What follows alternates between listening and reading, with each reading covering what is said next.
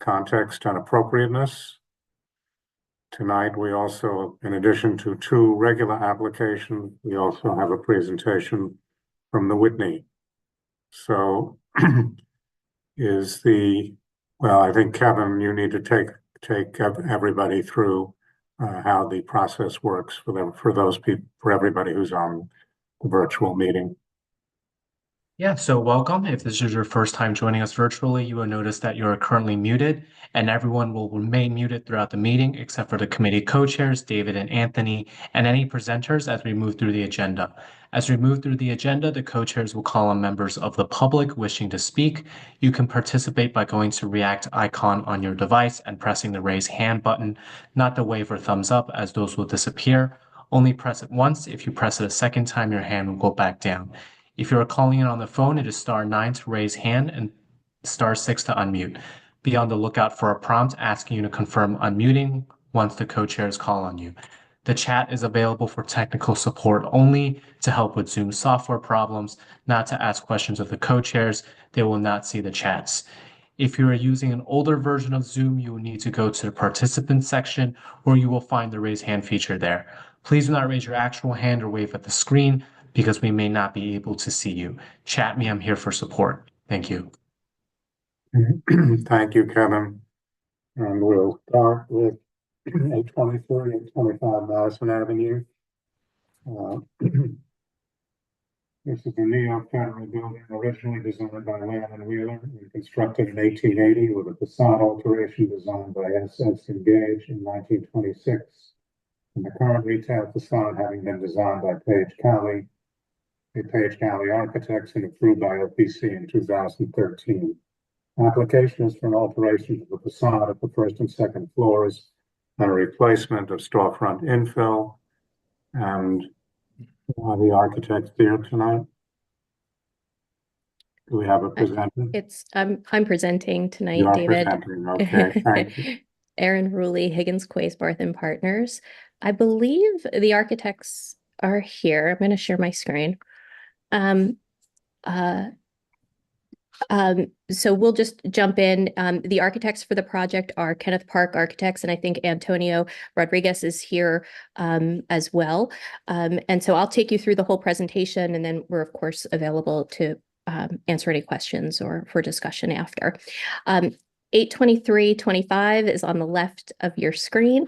This is as David said, originally constructed as 2 row houses in 1880, and then converted, combined, and completely redesigned by S. Edson Gage in 1926. It's located on the east side of Madison Avenue between 68th and 69th Streets, and it's part of the Upper East Side Historic District. And so the proposal that we'll be looking at tonight is in front of you. You'll see the Carolina Herrera. This will be the new flagship store for Carolina Herrera, which is currently at 954 Madison. They will be taking the lower 3 floors of the building, so the 2-story base and then the 3rd floor above. The southernmost bay will remain the residential entry for the floors above. And so the proposal is to reclad the base of the building, which is currently non-historic material, in brick to match the upper portion of the facade. The upper portion is laid up in Flemish bond, the sort of dark red brick. We have a very good match. The base will also be laid up in Flemish bond to be consistent with what's happening above, and very much trying to relate it back to its original neo-federal design.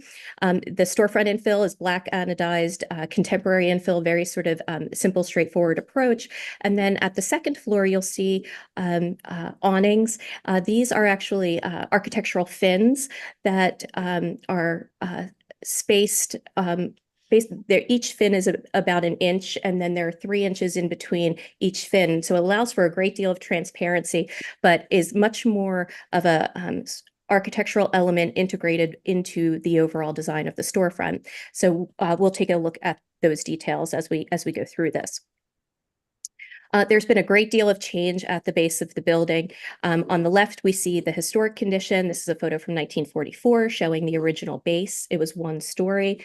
The brick extended down to the ground floor. It was framed in either limestone or cast stone, light in color with a cast stone or limestone cornice at the above the first floor. The entries to the storefronts were at the center of the building, you see here, and then flanked by 2 storefront bays, and then the residential entry beyond that.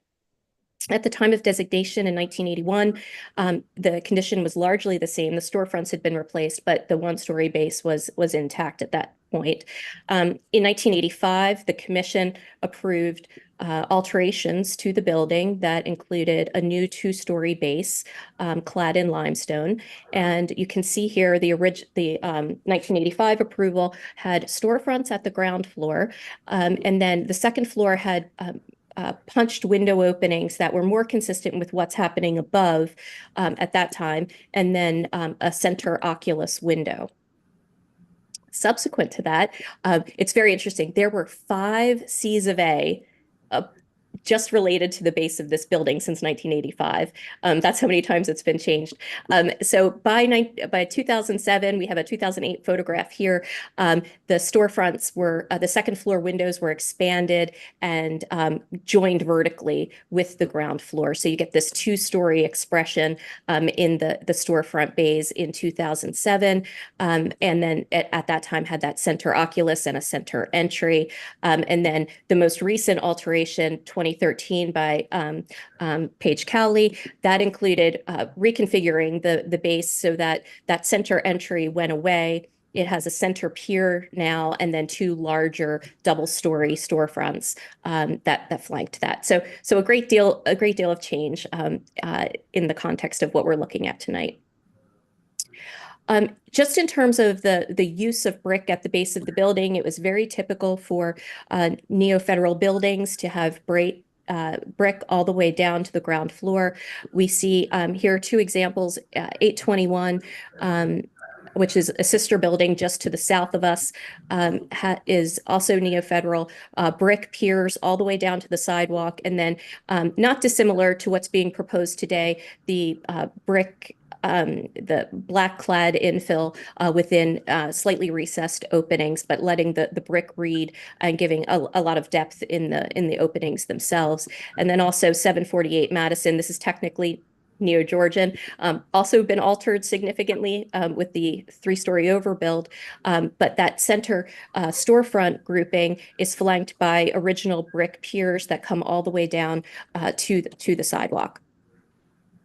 Similarly, the commission has approved a number of brick storefronts, brick-clad bases in the district along Madison. Here are just 3 examples. 690 Madison, I'm sure you're all very familiar with these. 702, another Paige Cowley storefront system, and then more recently the 829 Madison Avenue by Buyer Blinder Bell. But the thing that all of these have in common is that double height expression, the 2-story expression divided by a spandrel to break up the glazing and have the vertical, these attenuated openings divided by brick piers. On the top left is the current Carolina Herrera flagship store on Madison. You'll see that part of the vocabulary for the store is very much the continuity of the awnings across the facade. There are awnings on every window within the building. They have the full building. And of course, there is a long history of awnings up and down Madison Avenue, but the current proposal really takes it to a sort of architectural level, integrates it into the design of the storefront itself as a more sort of artistic expression of the awning, and feeling as though because there's been so much change at the base, unlike the existing at 954, where you have an intact facade that really called for awnings to be within the context of that historic opening, there's more opportunity to do something creative and artistic in this installation. And then just briefly, other examples of awnings up and down Madison, but Bottega Veneta at 740 had long hanging awnings that come all the way down to the spandrel, so that sort of more dramatic second story awning configuration. And then examples of architectural metalwork at 760 Madison, the new Armani store, where the transoms are all this very sort of delicate metal work that's continuous across the facade itself, used as grills and balconies. And then at 710 Madison, the Graf store, which has metal work in the doors and windows that create interest, but also act as somewhat of a screening element between the interior and the exterior. So to just get into the details here, in elevation, you can see the brick piers extending the 2 stories. The existing limestone cornice will remain in place, and then the brick infill happens below that. So it'll give us a natural break if there is any variation in the brick. Even though we have a very good match, there's a natural break with the limestone string course that'll give us a little relief in terms of the brick and coursing and coloration. The storefronts have, as I said, that 2-story expression. There's a spandrel that runs at the second floor slab. It is a true second floor, so it's not a single height space within. The spandrel represents the second floor. And the way that the awnings work is the metal fins come out, and then you look beyond the fin to the spandrel. So that sort of shadowed area is the spandrel beyond the awnings. We'll look at this in detail. And then the signage is attached at the fins. And so this is brass signage on the outside of the architectural fins. And all the storefronts have a black finish with black return around the opening, the aperture, and glazed infill within that. Oh, I'm sorry. There's one other element of signage. It's on the brick pier right here. We'll also look at that in detail. So in existing and proposed renderings in elevation, this is in the context of the block front. So you can see the 2-story limestone condition as it currently is, and then the new proposed brick base with the storefront infill. You can see there's a lot of transparency between through the architectural fins. That since it's a 1-to-3 ratio, it's about 75% open. So you do get a lot of visibility into that second floor. And you can also see the continuity that we looked at 821 earlier in the context views, but you see the continuity sort of knitting those 2 buildings back together again, which I think works very nicely in the streetscape. Just to look at the plans, so you can see the proposed 3 bays of the retail storefront. The retail entry is recessed about 3 feet from the outside plane of the brick pier, and the storefronts are about half of that. And this is the residential entry at the south end. That remains as is, so that will remain functional during the project. And then at the second floor, the section will be more helpful in understanding how the awnings work, but we'll look at that next. So here's the condition. We're looking at the section through the storefront display window here. The glazing at the second floor is actually canted back, and behind the plane of the brick. And then the awning extends down around the front of the glazing. So the glazing comes down to the spandrel and ends, and the spandrel is also canted. And then the awning will follow that pattern around.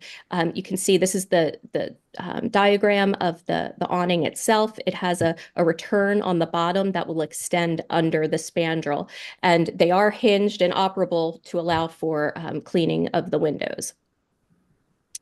Here's another detail of that, just how that sort of sandwich works, the exterior fins with the signage applied, and then the spandrel behind it, and then that converts to glass right below right above the top of the spandrel, and the existing cornice to remain above, and the new brick cladding, and how that slides in behind the plane of the brick. So it's all been very sort of carefully detailed, and here is a detail of that of the awning. So you can see the open work of the fins themselves. Again, they're 1 inch separated by 3 inches, and then their depth is about 3 inches deep.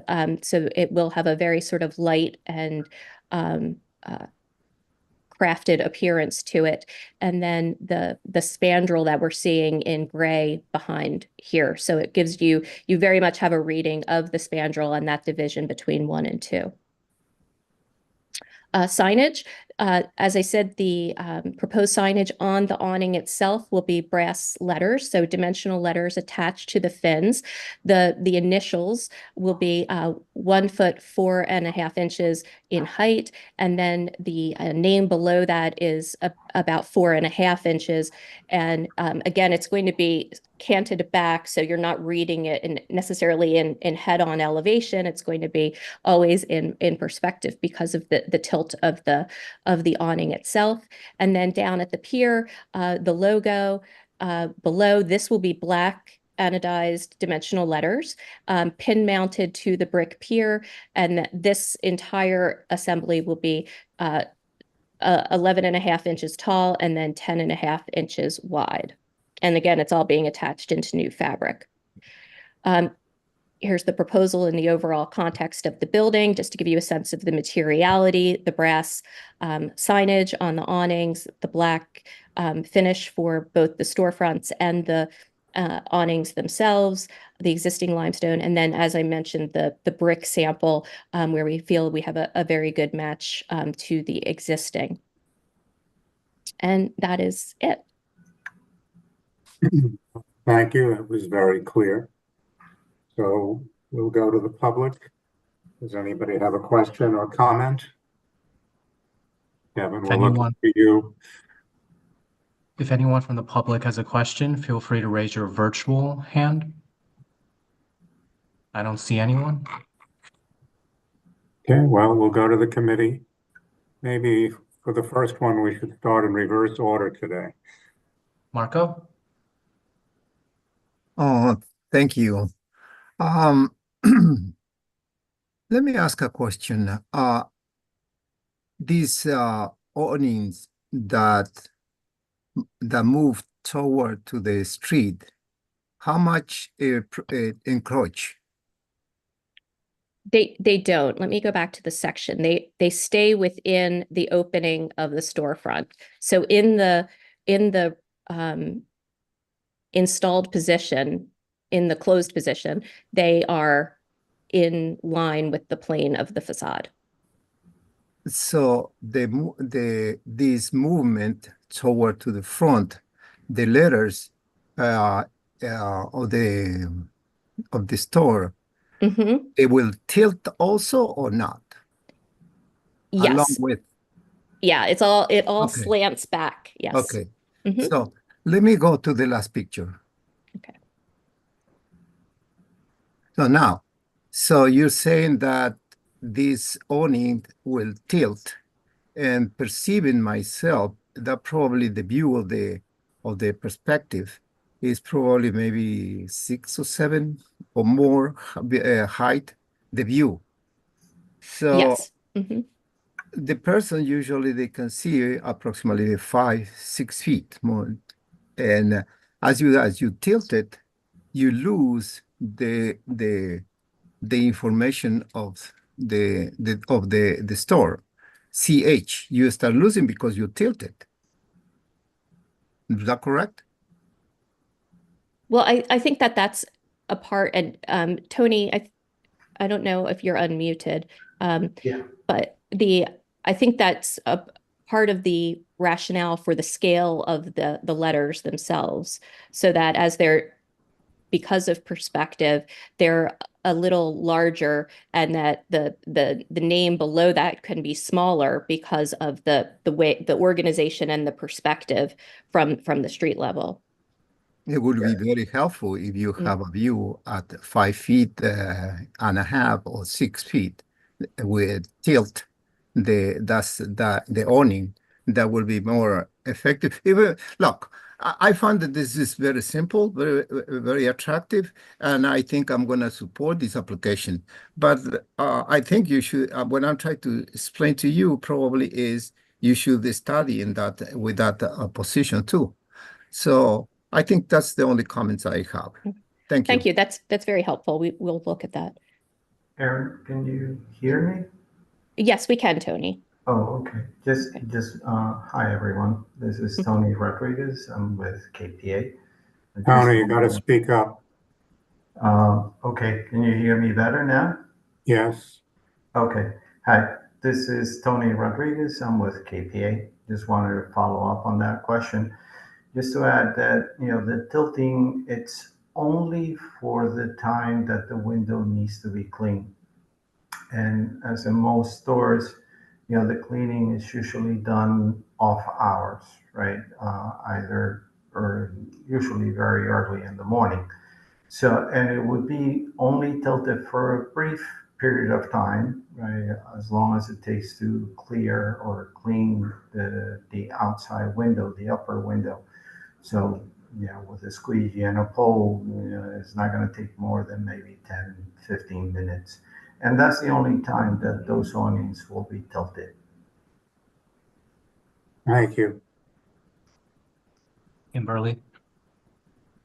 Hi, thank you for the presentation. I don't have any intelligent questions per se. I think looking at the changes to the facade, I think I can support that. I'm not sure how I feel yet about the awnings. I mean, objectively, they're very handsome, but if the question is contextual and appropriate, that's where I'm a bit stuck, but I'm anxious to hear what the rest of the committee has to say. But no further questions. Thank you. Jane? Thank you. It was a wonderful presentation. I love the brick going down to the ground level. I really prefer cloth awnings. Thank you. John? I don't have any questions. Thank you. Alita? Hi. So while this is not, so CH Carolina Herrera is the more modern, more mass appeal than the Couture Carolina Herrera, which is still staying further uptown. Is that right? Did I understand correctly? Tony, do you want to speak to that?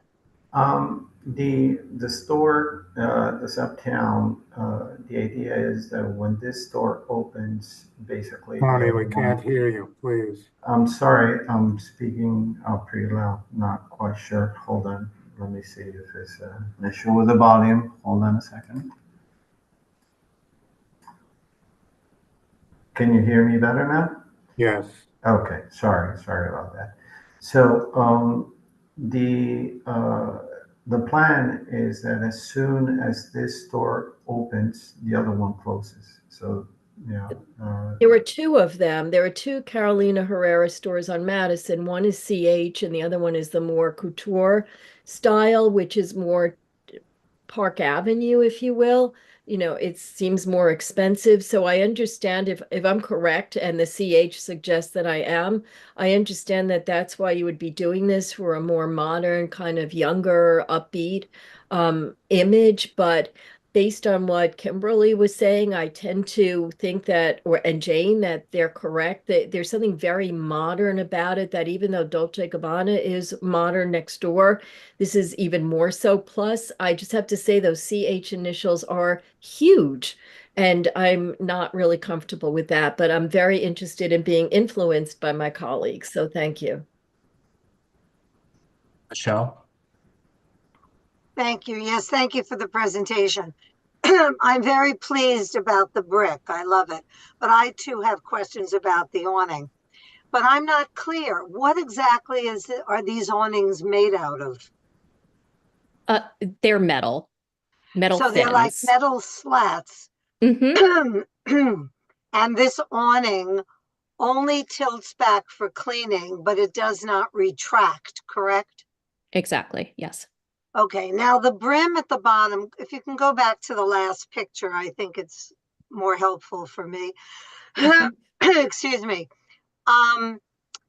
At first, in your first rendering, I thought that the space that says CH and then Carolyn Herrera under it, I thought that that was sort of a hang down from almost at an angle from the upper slats. Is that not the case? No, it angles straight. Let's see. Let's go here. So you can see let's go to the overall section. It comes straight down and like angles back, and then the letters are applied here. So it's Okay, so the letter itself, and those are not hanging at an angle from the rest of the awning. No, they're fixed to the awning itself, to Okay. the metal fins. Yes. Okay. Well, I have to say I'm not pleased with the awning or the size of the lettering. I like the brickwork very much. If you can go back to that last picture again, I want to ask you about the the store openings. Now, the entrance to the residence on this picture is to the far right as I'm facing it and will be painted. Is that a black metal? Yes. Okay. And the entrance to the store, is there one entrance in the middle? One entrance in the middle with double leaf doors. Double leaf, and what are they made out of?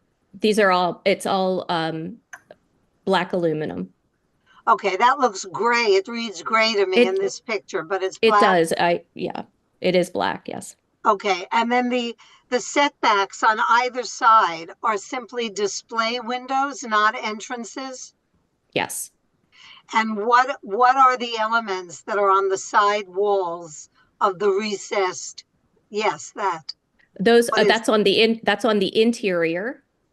And it's just fixtures, retail fixtures within the storefront opening. So the glazing is here where the mannequin in front of the mannequin, and then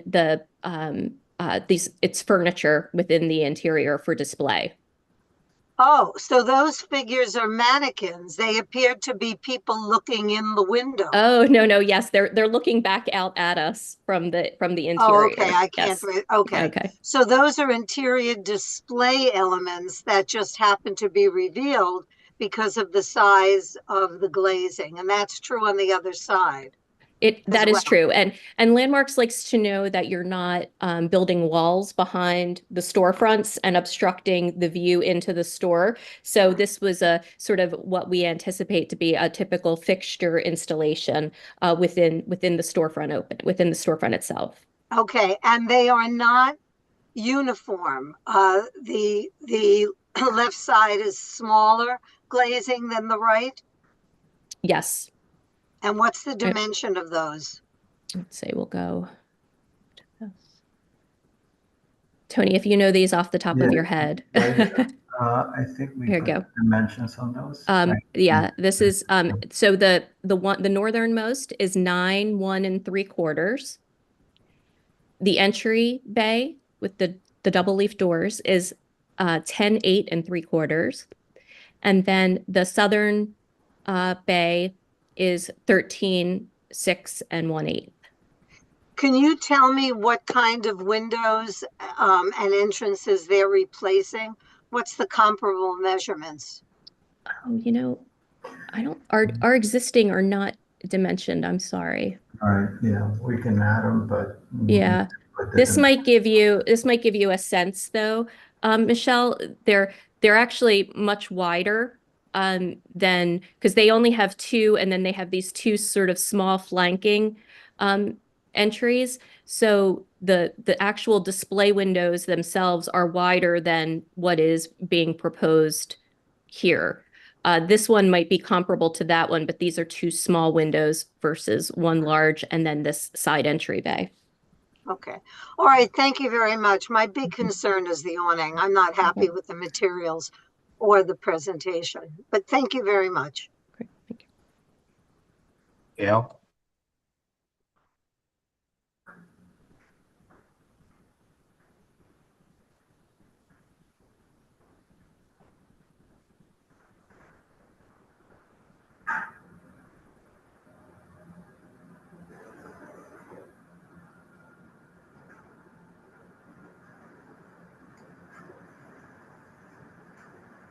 No.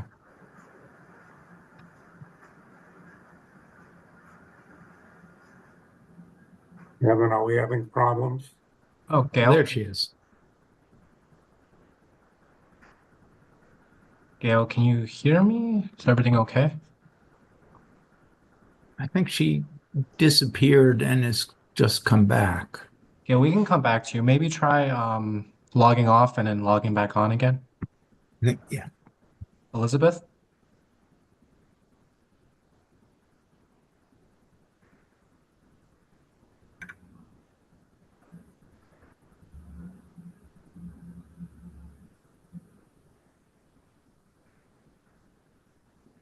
Elizabeth, are you there?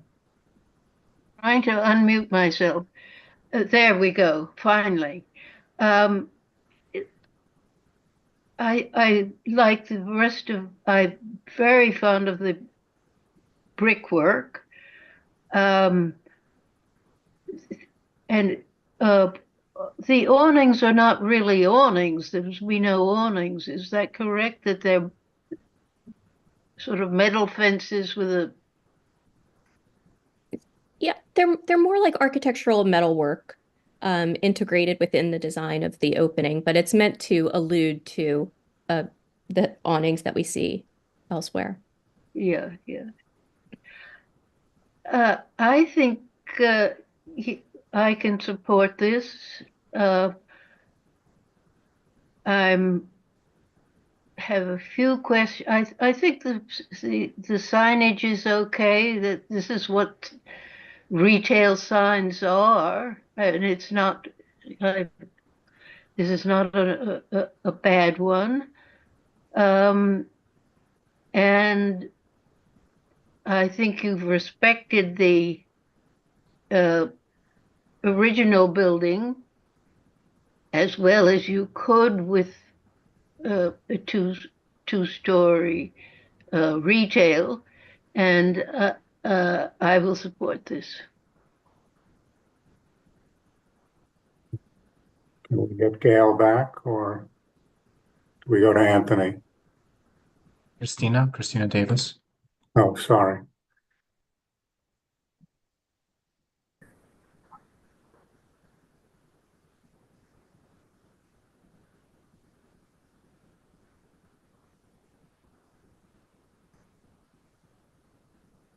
Christina, are you there? He's unmuted.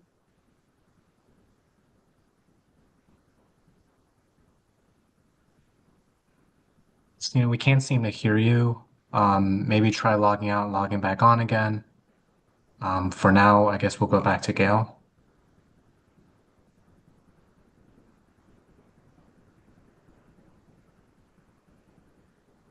There she is.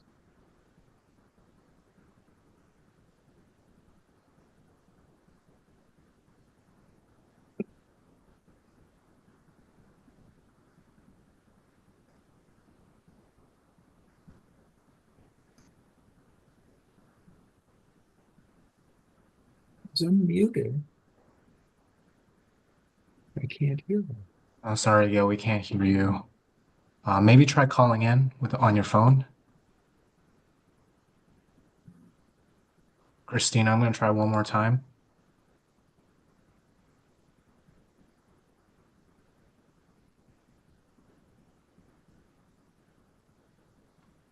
Okay, we can't hear you either. Maybe try calling in on your phone as well. Anthony and David? Okay.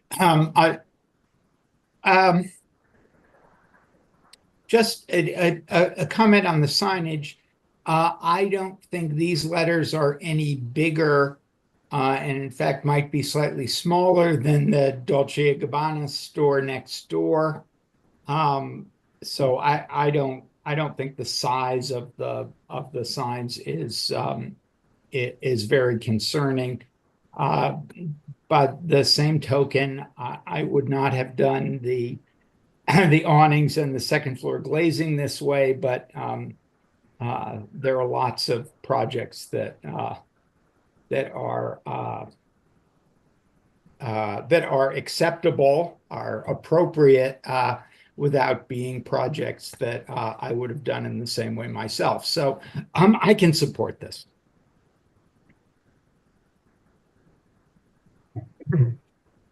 Well, I personally will support this.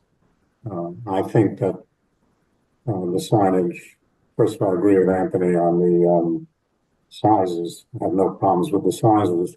Also, all deference to Marco, if I understood you correctly, people who are 5 feet tall will certainly see this from the other side of the street. Some signage is meant to be seen from a distance. Some signage is meant to be seen close up. And there is the sign on the pier, which is certainly going to be seen anybody walking by. And even the signs in the second floor will probably be seen as long as you're not tight to the building. I personally think that these sort of recollections of awnings, but done with the fins, I happen to think it looks really good. I happen to think it's clever. I think that it gives a store a rather unique character. I think there's something nice about not having your show windows always be either open or closed. I think that the awnings allow you to see in, but they give a nice texture to it, and they give a uniqueness to it. And we're talking about Madison Avenue. We're talking about ways to feature retail. And I think that this is a unique way of doing it. I think it's successful within the context of this building. And as far as any history that goes with this building, it's been changed so many times that I don't think there's anything to save. And I think there seems to be a general consensus that the brick piers are the way to go. So I don't know if we're able to get Gail and or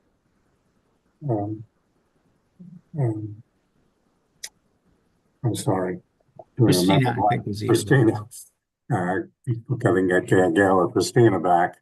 If not, then I think we need a resolution.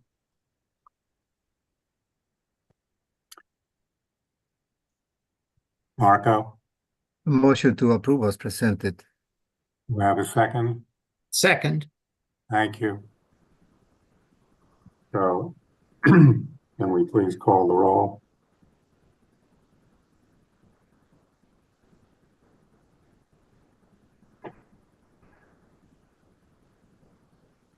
I'm going to unmute everyone.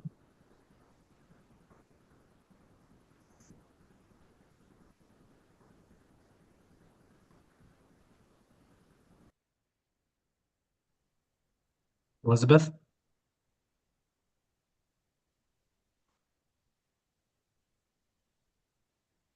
Elizabeth, are you there? Is on mute. There. Yes. Michelle? I was going to ask if you would be willing to break this up. I'm not willing to break it up. No. It's too small a project. Pass. Alita? Yes. Anthony? Yes. David? Yes. John? Yes. Jane? No. Kimberly? Yes. Marco? Yes. And Christina, are you there?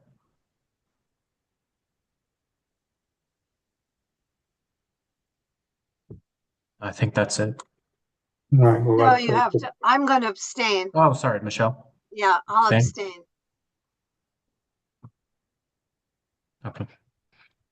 Well, thank you, Aaron and Anthony, and you have a pass. Okay. So, up to you, Anthony. Thank you, David. Our next application is 132 and 134 East 64th Street. The architect Andreas Tomaridis.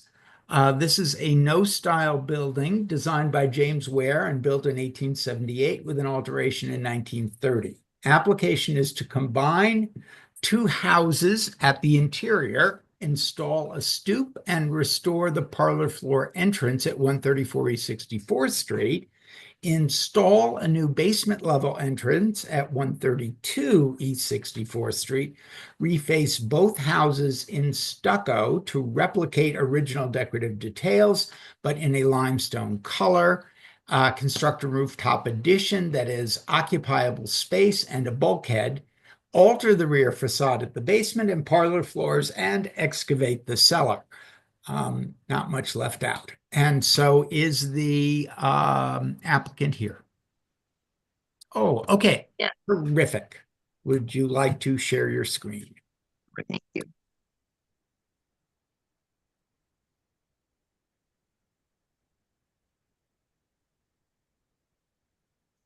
Let's see, drawings with photos at each side. Can everyone see the presentation? Yes, but you sound terrible. Okay, I'm sorry. No, it's the robot voice that sometimes happens. I'm sorry. Okay, you'll have to bear with me. I'll be short, I promise. My name is Jackie Kudu-Vallon, preservation consultant for this project. I'm here tonight with Andreas Palmarides. You can't hear me, can't understand me? No. Okay, we're having trouble. Yes, some of us cannot. Jackie, I don't know how to take over. Do you guys hear me okay? Yeah, take over. Yeah, we hear you great. Okay. I'm the applicant. You described everything as we're doing. Jackie, I guess you control, and I'll say what needs to be said, and we'll take it step by step. So you can see on this slide, you can see the existing condition of the property, both on the front and on the rear, right? And we can see what the proposed alterations we're planning to do in the middle for the front and on the rear. Jackie, shall we carry on? So this is the location and context. We're just exactly at the borderline of the historic district, right? We're a little bit under 100 feet away from Lexington Avenue. The building, our two buildings as they are right now is on the picture on the right-hand side.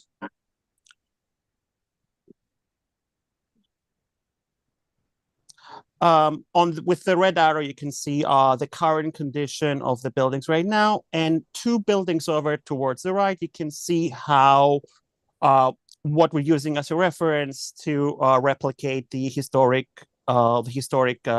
details of the building, right? All four of these townhouses were actually designed exactly the same way. They were actually built exactly the same way. Only the fourth one, only the one on 128 retains the original detailing.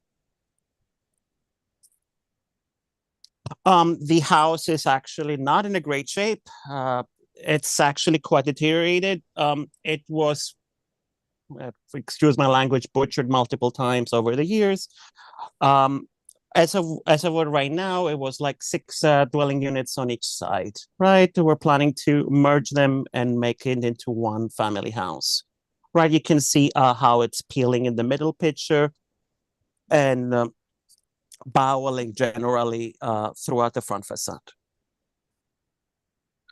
Historic photos, you can see that even back in the 40s tax photo, the building was already altered, right? While the other two ones on the right-hand side, on the center picture, you'll see that they were still original. And if we jump all the way to the LPC designation picture back in 1980, it's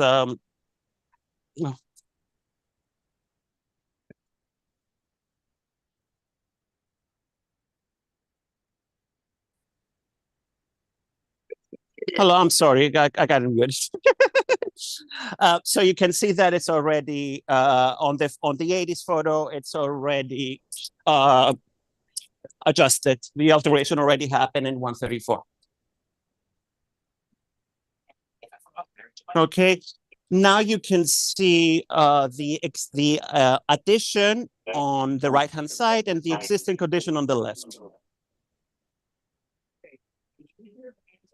Okay, Now you can see the existing and proposed situation on the stoop, right? The left-hand side is where we're proposing to restore the stoop, while on the right-hand side, we're going to keep the basement entrance. Here is where we throw a section through the stoops, right? We're restoring the stoop. It's existing, the original condition. We're actually replicating exactly what's going on the one remaining stoop that exists on our 4-row houses, which you can see on the next slide. So you can see at the bottom is the stoop that still exists. And on the top, you'll see the stoop that we're replicating and the small basement entrance on the 132 side. Here is the historical picture from the 1940s tax photo, the existing condition in the middle, and the proposed rendering on the right-hand side.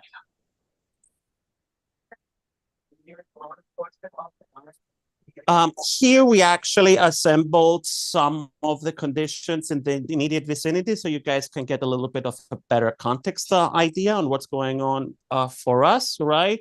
And so you can see that we're actually replicating the stoop from 128. So that's the middle configuration on the top and on the bottom. That's the stoop we're trying to replicate. And it was the original stoop that we had in our condition. Here we're actually showing some of the conditions further down on our side of the block. And here is the situation on the north side across the street from us. Now, because the building has been in a limestone facade for such a long time, we're trying to change it from a brownstone that was originally on all 4 of the houses to match the limestone beigey look that's actually will match the 128 house that's part of our rows, right? And here are references on our block of buildings that either did that or decided to go with limestone. Here are examples of limestone facades in our district. You can see there's multiple of them. So Jackie would have been so much better at presenting this part. But here we are. Now we're going into the existing conditions on the roof. You can see that this is our roof, how it looks right now. On the left, looking south, and on the right, looking north. We are the 2 houses, the one on the right and the one on the left. All of those chimneys are ours. Those 2 skylights are ours as well. And here is our existing and proposed roof plan. Right, so existing is on the left with the skylights and the chimneys, and on the right-hand side, we show the vertical enlargement with our 4th floor. Here is the roof above that plane, right? It's a roof with a skylight above the staircase and a stair bulkhead on the back. While on the right-hand side, you see the exact same view for the mechanical plant. All our mechanical is towards the rear of the building. Oh, so it's cleared out. Here we show the existing and the proposed roof section, right? On the bottom, you can see where the roof line used to be. The diagonal line pointing up, that's the location of, that's the sight line from across the street. We made sure, and we'll go through it now on the mock-up, that nothing can be seen from anywhere. This is the rooftop elevation on the top and on the rear. The rear is to the left, the front is to the right. Here is that sidelight section that we were discussing earlier. This is the existing condition that we have right now. While the next one, you'll see the proposed alteration, right? Everything that's in gray is what we're proposing to do. So on the top, the vertical enlargement. On the bottom, it's our excavation. We're making the cellar a little bit deeper. And on the back, as the building has 2 projecting volumes, we're filling up the triangular space in between those 2 volumes just on the lower 2 floors. Here is a rooftop mock-up. We built it a few months ago. Here is the view from the mock-up itself. while this is the view of the mock-up from across the street and from various locations around the block. As you can see, there is really no exposure of it whatsoever. We tried so hard to see it, but it cannot be seen from anywhere.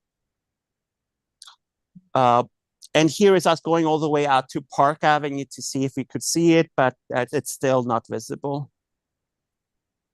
Now going back the other way towards Lexington, to be fair, we do have a 13-story building right next to us, so that does most of the work. But where the red arrows are is where a vertical enlargement would be. Okay, now on the rear facade, that's an existing condition. You can see that there is 2 volumes, like bay windows, projecting on both sides. It's 2 identical buildings, right? What we're planning, and here is the view from the rooftop going down and from the neighbors and the backyard. And what we're planning to do is actually, actually more views of the backyard from where we are. Thank you, Jackie. And here is what we're planning to do. So we're taking the lower 2 floors and we're just connecting the volume while keeping the existing header elevation consistent to what was there before. Well, we're creating a small little triangular terrace on the basement first, second floor, aligning with the sills of the windows at that location, right? Plus the vertical enlargement that's recessed about 10 feet in the back up, and the stair bulkhead because we had to bring the stair up to the roof. Here is some renditions of our proposed, existing and proposed conditions in its context, right?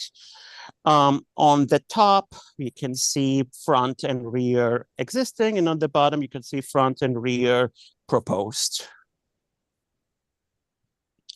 Here is our materials palette. Again, we're trying to introduce this limestone finish that matches the context and the historical fabric of our 2 or 4 houses. The brick in the back is existing, matching what's already there. Any other brickwork we're doing is matching that, plus the pavers, and we're doing some aluminum, black aluminum for the metal, and the fence with the wood.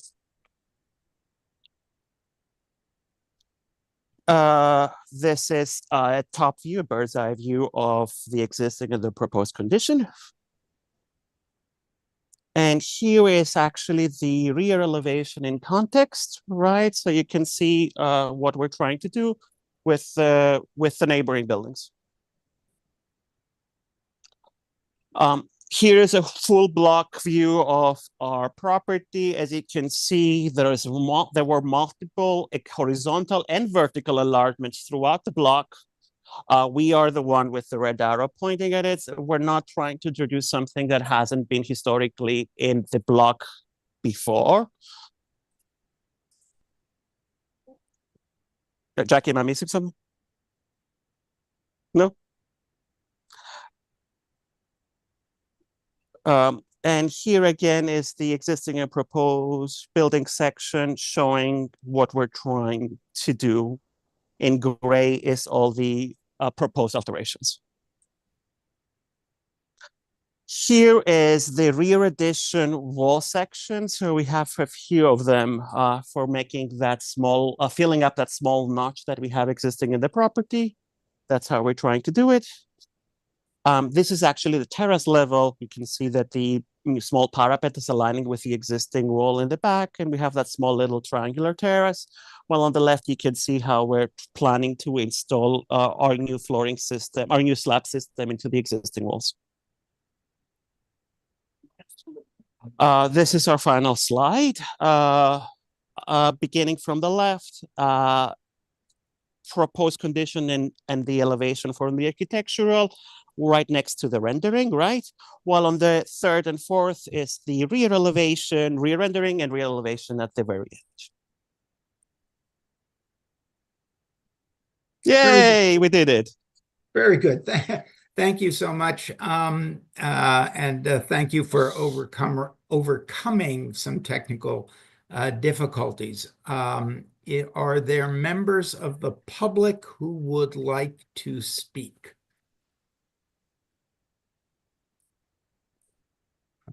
We don't see anybody. Okay, so Sorry about that. You said in alphabetical order this time? Yeah, let's do alphabetical. All right, Elizabeth.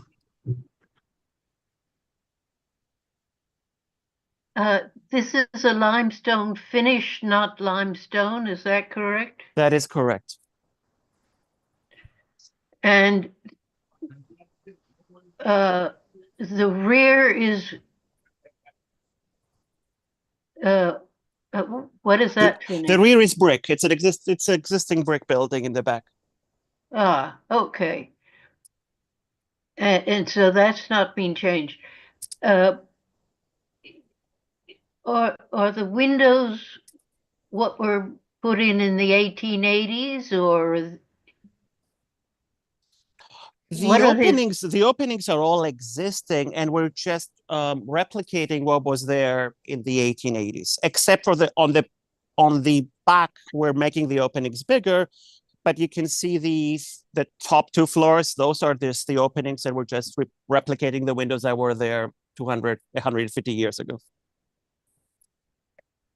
oh, so they in the 80s they did not have muntins.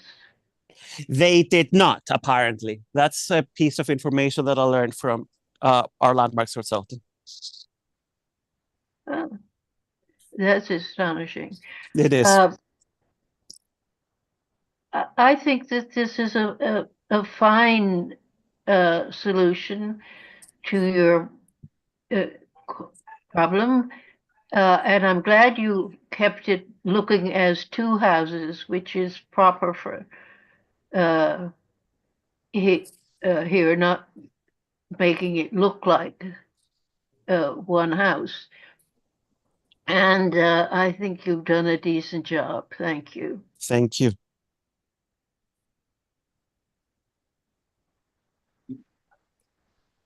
Joe? Thank you. Well, referencing what Elizabeth said, that it looks like two houses, I'm looking at the picture here on the right, and that looks like one entry. No, so you can see on the right-hand side, there is one entry on the 134 side, which is on the left-hand side, the one up the stoop, and there is an additional entrance on the basement level on the 132 side, which is on the right-hand side. Okay, so that looks like a service entrance. No, because it goes directly to the actual, that's the entrance that they will be using. It goes directly into their dining kitchen area. Yeah, well, that would be like a service entrance. Now, you didn't specify, I know you said that there's no visibility from the roof. You went by that very quickly. You didn't speak of materials or dimensions or anything about that. Can you give us some more detail about what you're doing on the roof? Yes, of course. Jackie, you think the section, or do you want to see this? What exactly would be more useful? We're doing a vertical enlargement on the roof. It's about 15 feet setback from the front, and it's about 10 feet setback from the rear, right? It's a light construction, modern construction with a stucco finish on the top, on the rooftop, right? And there is actually, they're not small, but there is a terrace accessible to the tenants on the front and on the back. But these are livable quarters as part of a one-family home? Correct, yes. All right, and what's the height of that addition? The height of the addition is, you want to go through the section, Jackie? So you think we can zoom on this? Yes, it's 11 and a half. 11 and a half feet high? 11 and a half feet high, while it's 9 foot clear. I'm sorry, 9 foot clear, did you say? Yes, that's what I said. And then the taller portion? That's a stair bulkhead. The building code requires me to bring the staircase all the way to the main roof. And how high is it? It's 10 feet, 10 foot floor to floor is about 8 foot clear. So it's an additional 8 feet. Yes. And where are the mechanicals? Jackie, we can go to the floor plan with the mechanicals.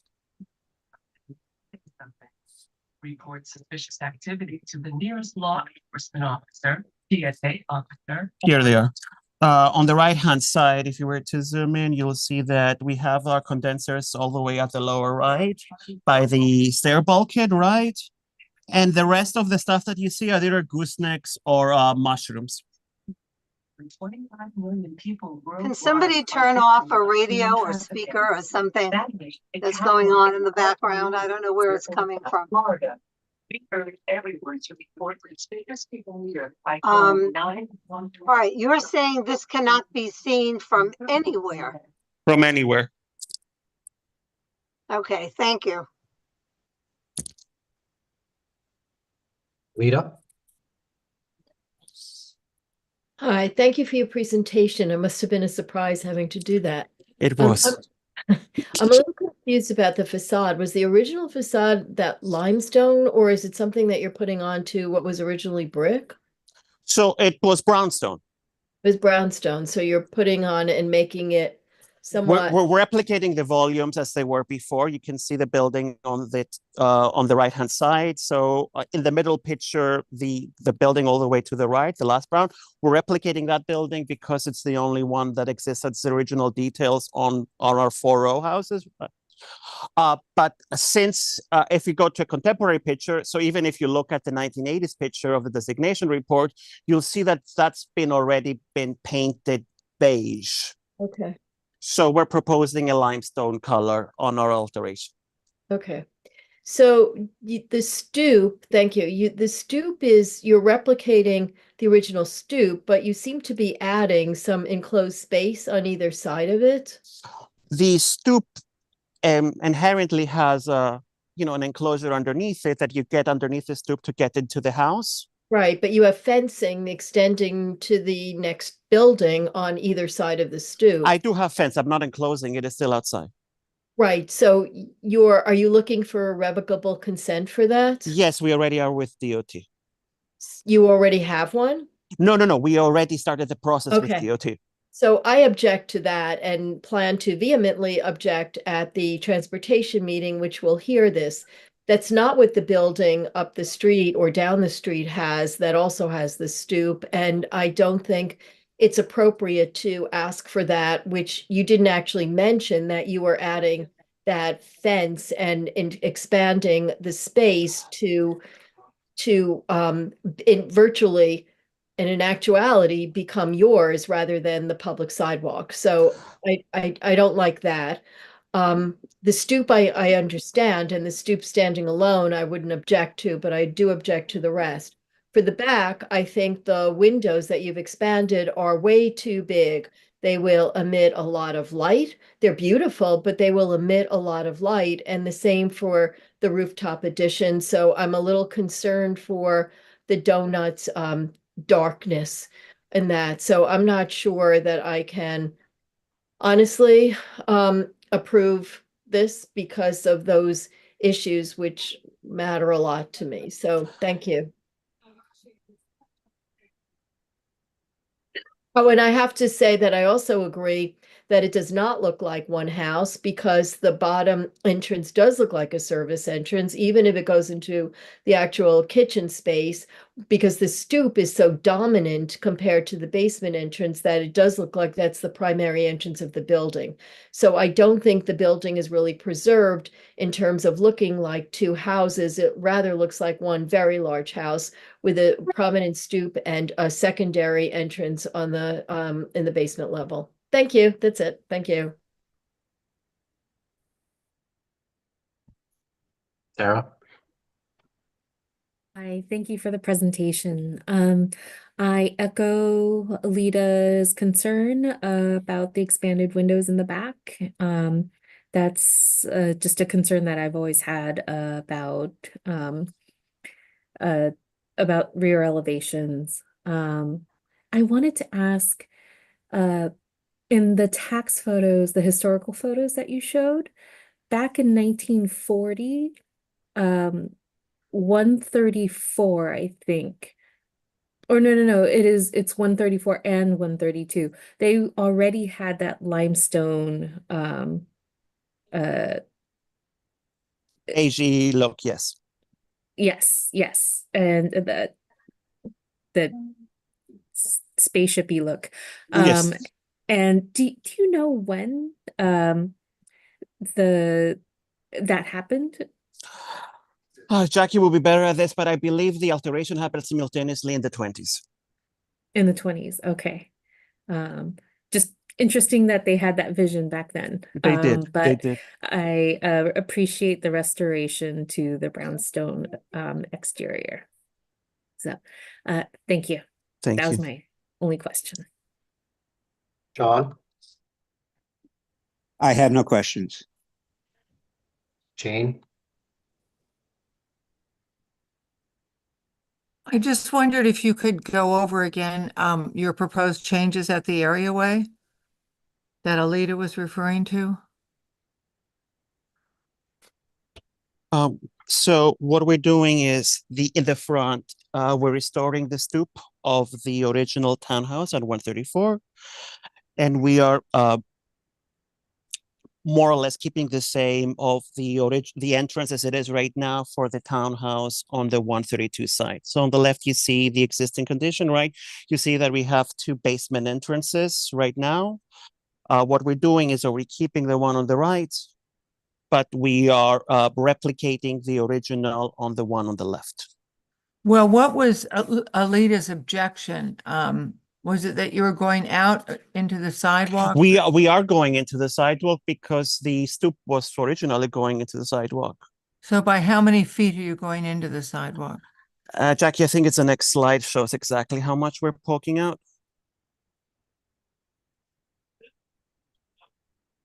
So, well, this one should show it too. I believe it's about 5 feet. It's nothing that we haven't done before and something, and we're matching exactly the neighbor at 130, 128. Okay, thank you for the clarification. Thank you. Lee,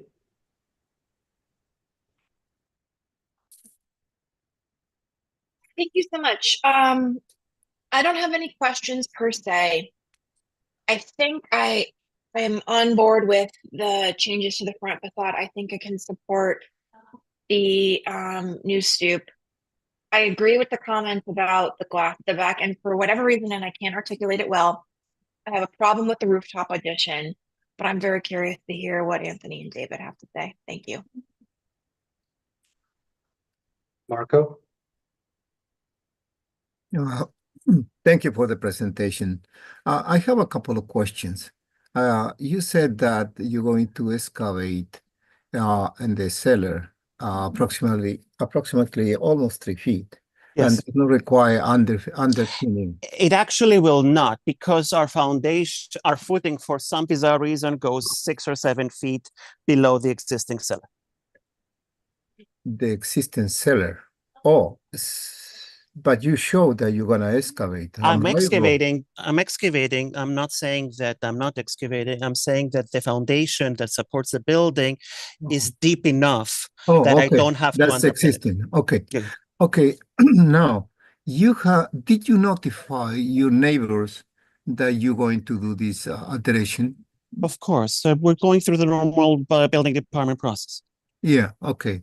So the neighbors, you in the enlargement of the rooftop, there is the light well or the inner court or the adjacent building. Which light well are you referring to? The big building on the corner. Oh, yes. Jackie, I think you could see it on the big block, image. Yes. So you're talking about that inner court on the big building on Lexington, right? Right. Yes. Did you notify that you're going to make an enlargement and create more shadows and it's going to impact the light of those windows? The zoning resolution doesn't have any problem with me making the building as tall as the zoning allows me, right? Those courts can't survive by themselves as of right. They don't need my light and air to be able to get their legal light and air through those two courts and the smaller one by lot 14. I'm not creating something that's illegal. Yeah, you're right. But most of the time when we make the assessment of the rooftop addition, we see the impact on the neighbors. And that is what are you saying is true, and I agree. But when you do these kind of enlargements, the best way is to notify the neighbor. And the neighbors are knowing that we're in this process of doing that. But I do also want to bring to your attention that the north arrow is here facing up, but in actuality, we're in Manhattan, so the north is to the upper left, right? So there is no condition that any sunlight will be blocked by our addition into that courtyard, because that addition is to the rear north of that court. But I probably disagree with that part. That's fine. Now it's make it darker. But in any event, since we don't have no complaints with the neighbors, and that is, I'm gonna say this fine. But the most concern is what Alida Camp raised, the encroachment. If you put the historical map, the historical picture, please, if you're possible to do that.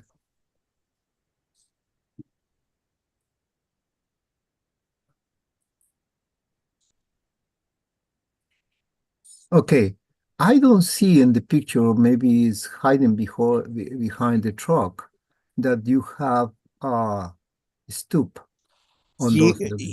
If you go to the designation report of those 4 houses, you will see that all 4 of them were identical. We don't have a picture of that stoop because the tax photos start in the 40s, and the alteration happened in the 20s. Okay, so you have now I think, correct me if I'm wrong, from a family house you go into 1 family house. Is that correct? Correct. That's correct. So the main entrance is in the basement level or street level? Both of the main entrances to both of those 4 and 4 are on the basement level. Yeah, no, the proposed is going up. Yes, correct. Yeah, that's what you propose. Yes. So the main concern that I have is you create an imbalance of the entrance, even though now it looks, you can see in the left and the right, there is a more balance in that part. The right and the left is almost equal, 2 houses. And now you added this stoop.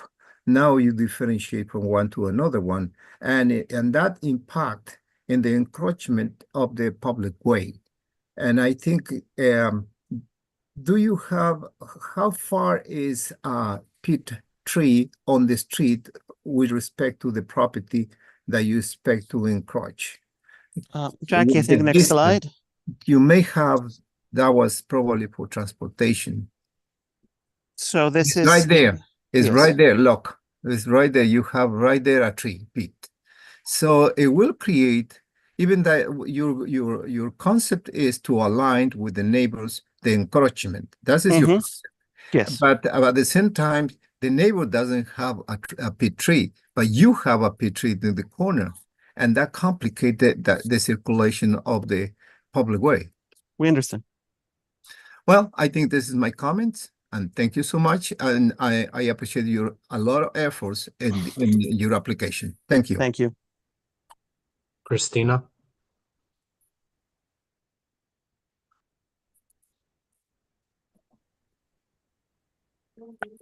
I don't have any questions. Thank you. Okay, David? I think the front is perfectly okay.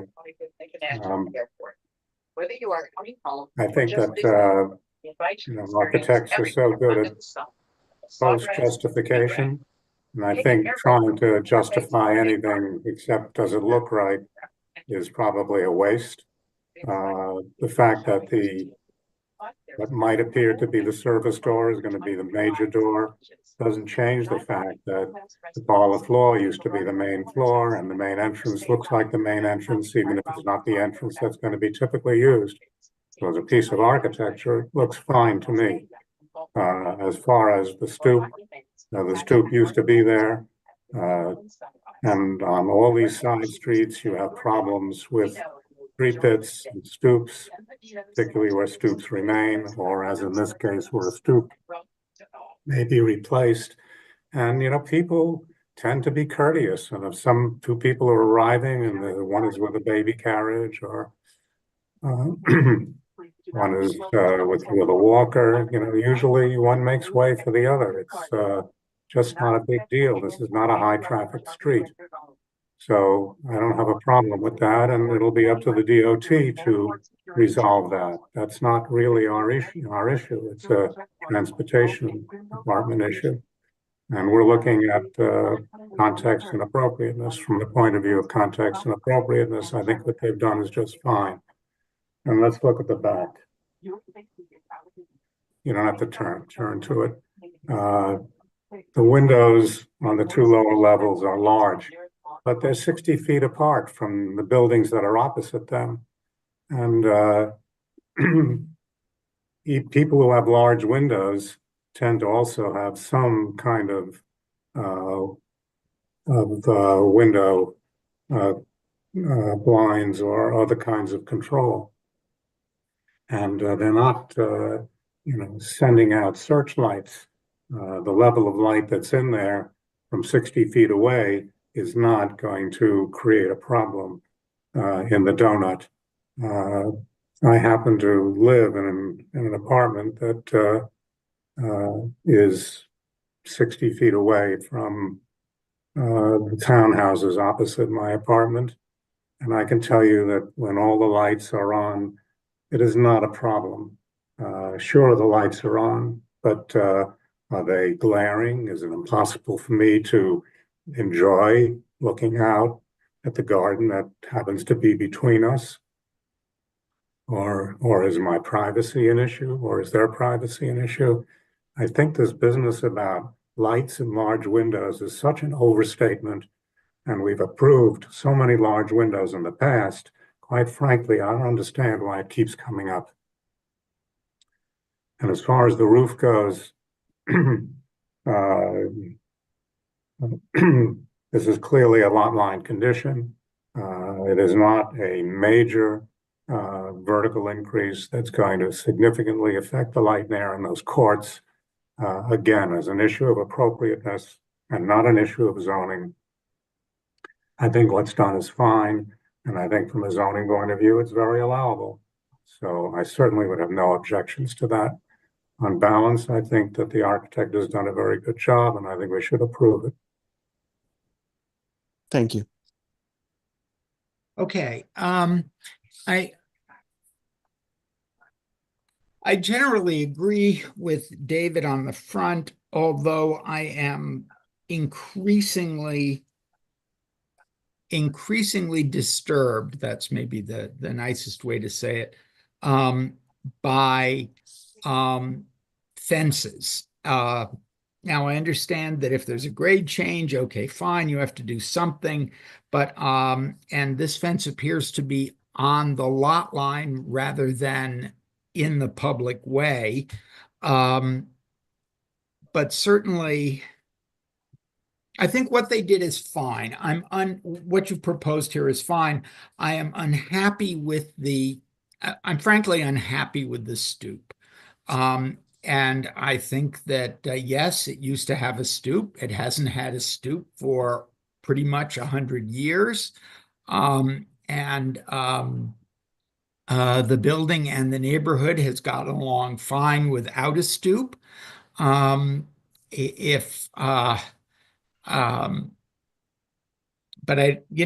as I said, I think generally it's certainly a nice job, and it's certainly nice that there is at least one of the 4 townhouses is still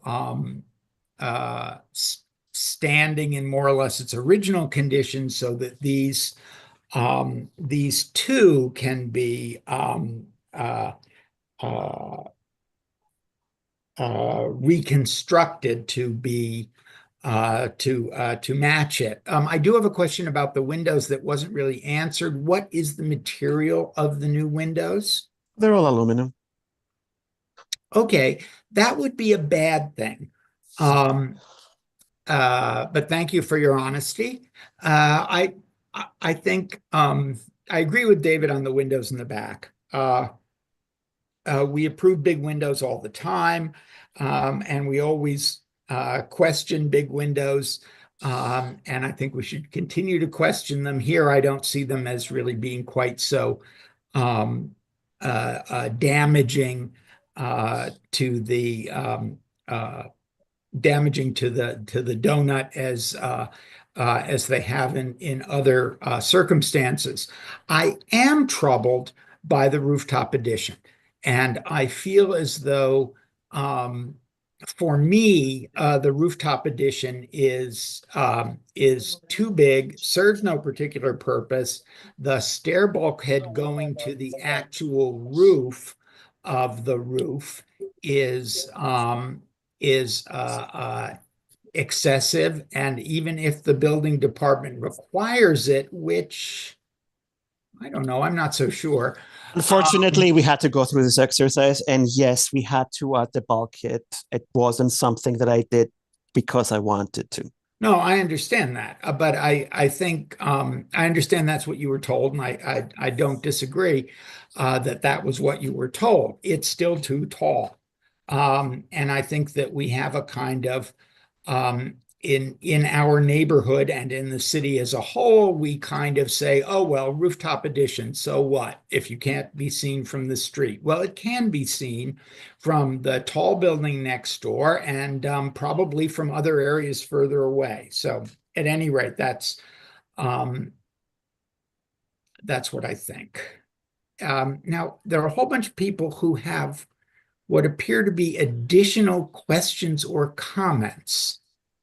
Do we want to let them speak, David, or? Yes. Okay, Alita I think Alita was first. Yes, Alita.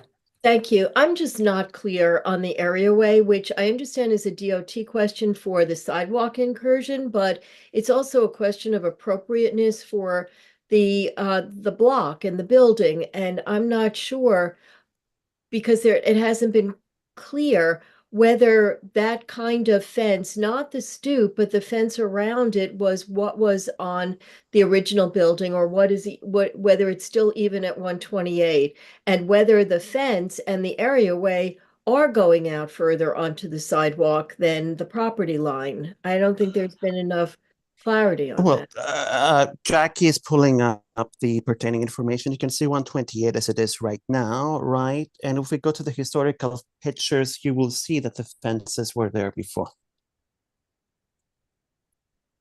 Well, but I'm also asking you if they go beyond the property line on. Yes. The anything past the bay windows, the bay window face is the property line. Okay, thank you. Because listening to my colleagues' comments, I don't think that everyone understands what it is you're trying to do thoroughly. And also, with respect to the rooftop addition, I've seen enough mock-ups from the street that are not as represented in these landmarks committee meetings, and I've been disturbed by that and occasionally contact the committee chairs about it. So I'm not convinced that something of that size is not visible from the street, but thank you. I'm done. Thank you. Thanks, Alita. Can I also bring up one thing, that the mock-up is still there for anybody who is curious to see if you can see it from the street? I may take a walk over there. Thank you. You should. Thank you. Okay, next, Michelle. Thank you. So all of the windows, that was going to be my question. One of my questions, all of the windows, front and back, are all aluminum? Yes, that was the intention.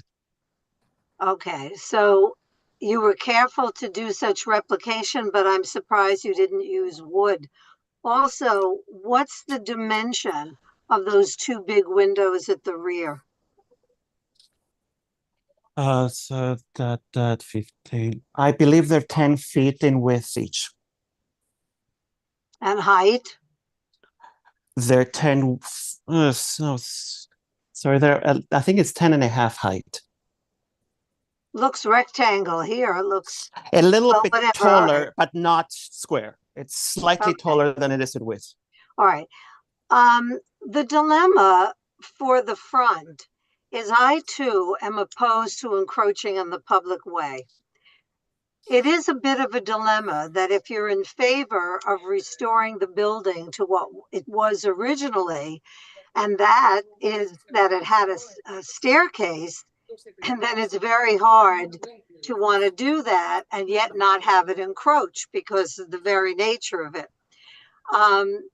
The lower doorway, is that straight in? There's no stairs going down. There's 2 steps going down. And 2 steps going down. That's the existing condition as it is right now.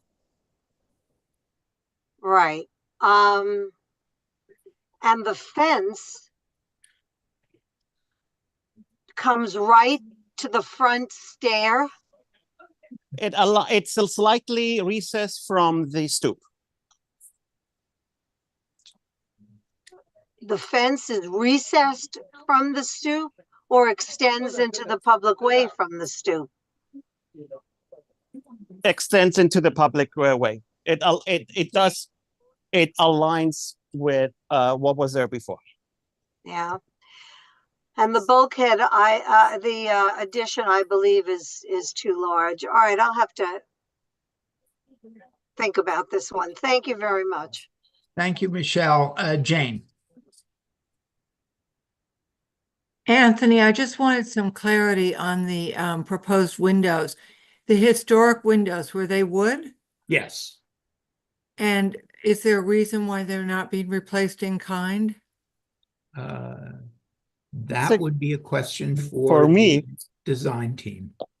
It was just a matter to it wasn't we can do them out of wood too. It was the back windows, we wanted to do them out of metal to replicate some of the martins and all that stuff. But we have no real preference towards one material or the other. Well, as you know, the historic condition, the wood windows are what I would go with. I think this was kind of glossed over during your initial presentation. I would prefer wood windows. Thank you. Thank you, Jane. Marco. Thank you. I think I'm going to continue with the issue of the materials. The materials is wood. That's the traditional material, and you put aluminum, which is an excellent thermal bridge. By the way, I don't think that you're going to be approved this project, especially with the new regulations, that this is not an individual landmark, and you must comply with the. No, we're actually a state landmark, so I don't need to comply with it. It has to be an individual landmark in order to qualify for that part.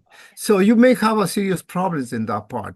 That is an advice. This is not I'm going to consider in this case. So Yes. if you use aluminum, that is an excellent thermal breach that's going to happen in the building, and therefore. I think it's wrong. Even the size of the windows. Yes, we approve in the past because the issue is we allow to that happen. But most of the time, always we have complaint with the rear windows, regardless if you like it or not. But the point is excessive light that you don't need it inside. And I think that is my comment. And thank you so much for your very good presentation. Thank you, Marco. I'd just like to clarify something I said that was unclear, or actually it was just downright wrong. The as Alita alluded, the fence is in fact 5 feet apparently into the public way. is prohibited by federal law and As regulations. such, I can't support the application as a consequence, even just of that, let alone the aluminum windows. So anyway, do we have a motion? Michelle? Move to disapprove as presented. Okay, is there a second? Marco Second. appears to be seconding. Okay, and Alita is raising her thumb. So let's go to, I guess we do it alphabetically this time.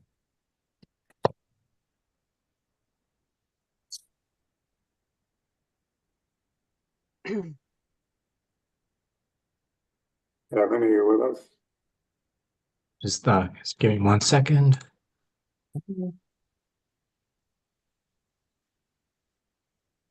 Elizabeth?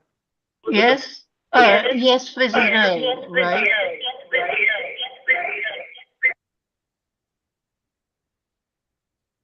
So you said yes? This is a disapproval, you said? Yes, disapproval. Elizabeth? Yes? Michelle? Yes. Alita? Yes. Sarah? Pass, please. Anthony? Yes. David? No. John? Yes. Jane? Yes. Kimberly? Yes. Marco? Yes. And then Christina?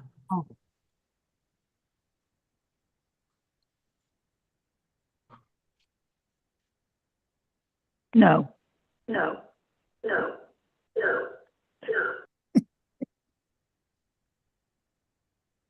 It's missing Oh. Sarah.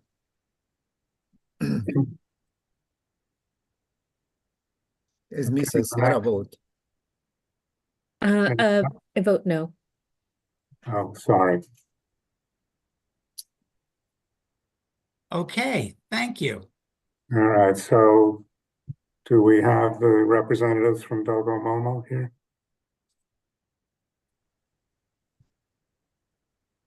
Kevin, I think you said they were available. Yes. There we are. So We're both here. this is not an application for a certificate of appropriateness. And I will read what it is. This is a presentation from Docomomo US regarding a request for evaluation proposal to the New York City Landmarks Preservation Commission for an interior landmark designation of 945 Madison Avenue, in parentheses, the Breuer Building, former Whitney Museum. So we look forward to hearing your presentation. All right, can you hear me? Yes, can you give us your name? Very good. I'm John Arbuckle, president of the New York Tri-State chapter of Docomomo. May I share my slideshow with you? Yes, please. Okay. Let's see now. All right. Share. Okay. Okay, just a moment.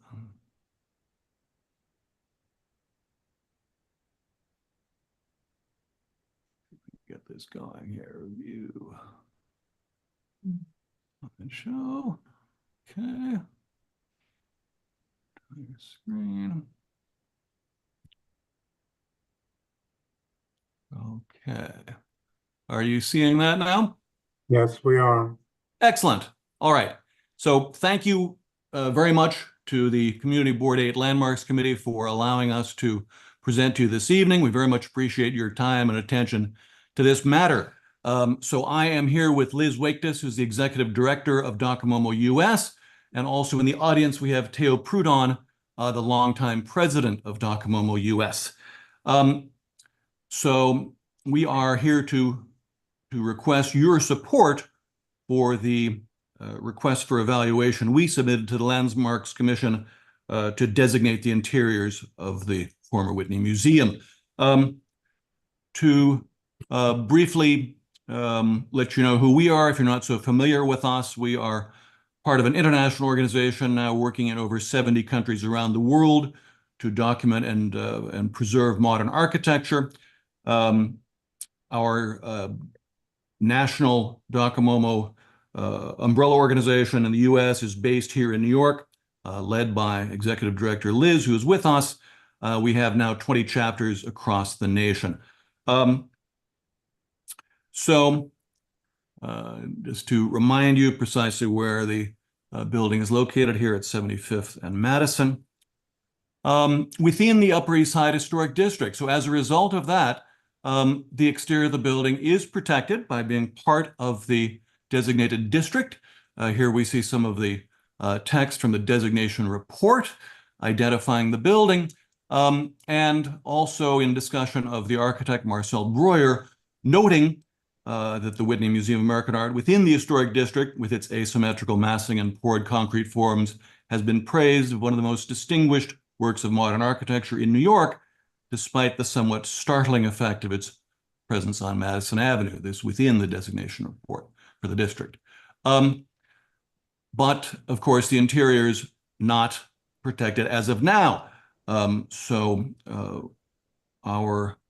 hope is that the Landmarks Commission will designate some of those interiors so that they will be protected in the future. And toward that end, we submitted an RFE at the end of last year. And we have since then been gathering support from other prominent organizations, preservation organizations, both local, state, and national. I list those organizations here, and all of those have already sent letters of support to the Landmarks Commission supporting our RFE, and I'll touch upon some of their comments a little later in the presentation. So as a refresher, there aren't so many interior landmarks in the city, of course. According to the LPC website, at the moment, 123. Some of the better known ones here are the interior of Grand Central and some modern ones near and dear to us at DocoMomo, the Guggenheim, the former Four Seasons, and the JFK terminal of Saarinen. So what are the criteria for interiors landmark? To be at least 30 years old, yes. Have a special character or special historical or aesthetic interest or value as part of the development, heritage, or cultural characteristics of the city, state, or nation. Yes, and customarily open to the public. And it has customarily been open to the public now since 1966 for the most part.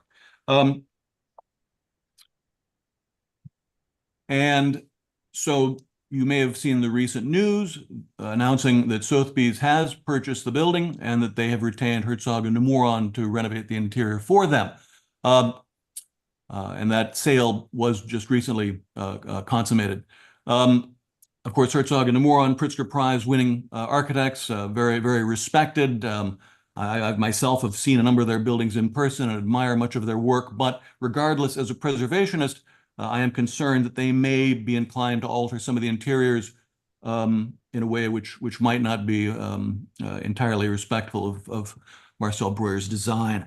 And of course, our members of our consortium share that concern. A little bit about Marcel Breuer. I'm sure some of you are very familiar with Breuer, perhaps others you less so. Native of Hungary, studied at the Bauhaus in Weimar, then led the furniture design workshop of the Bauhaus in Dessau. Breuer, among a number of talented European architects who came to this country at the outbreak of World War II, initially teaching at the Harvard Graduate School of Design, along with Walter Gropius, who had been the director of the Bauhaus and brought Breuer, and initially practicing in partnership with Gropius before coming to New York and establishing his independent practice, recognized with the AIA's gold medal, their highest recognition for an architect's work, and also notably the Topaz Medallion for his work as an educator. Many of the most prominent architects of America, particularly on the East Coast in the post-war period, students of Breuer's at Harvard, architects including I.M. Pei, Harry Cobb, Edward Durell Stone, Philip Johnson, along with many others.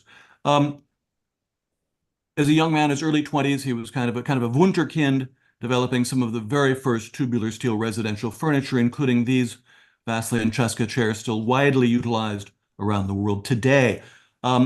This house, an exhibition house in the garden of the Museum of Modern Art in 1949, really helped to Breuer to gain recognition for his independent architectural practice, visited by 70,000 people. As his practice grew, these architects who are about a generation younger worked with him and became his partners.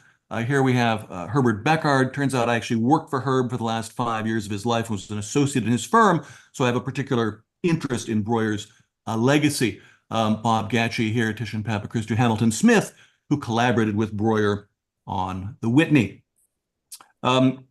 This project, the UNESCO headquarters in Paris that Breuer collaborated on the design of, was very important in helping to establish his international reputation as an architect.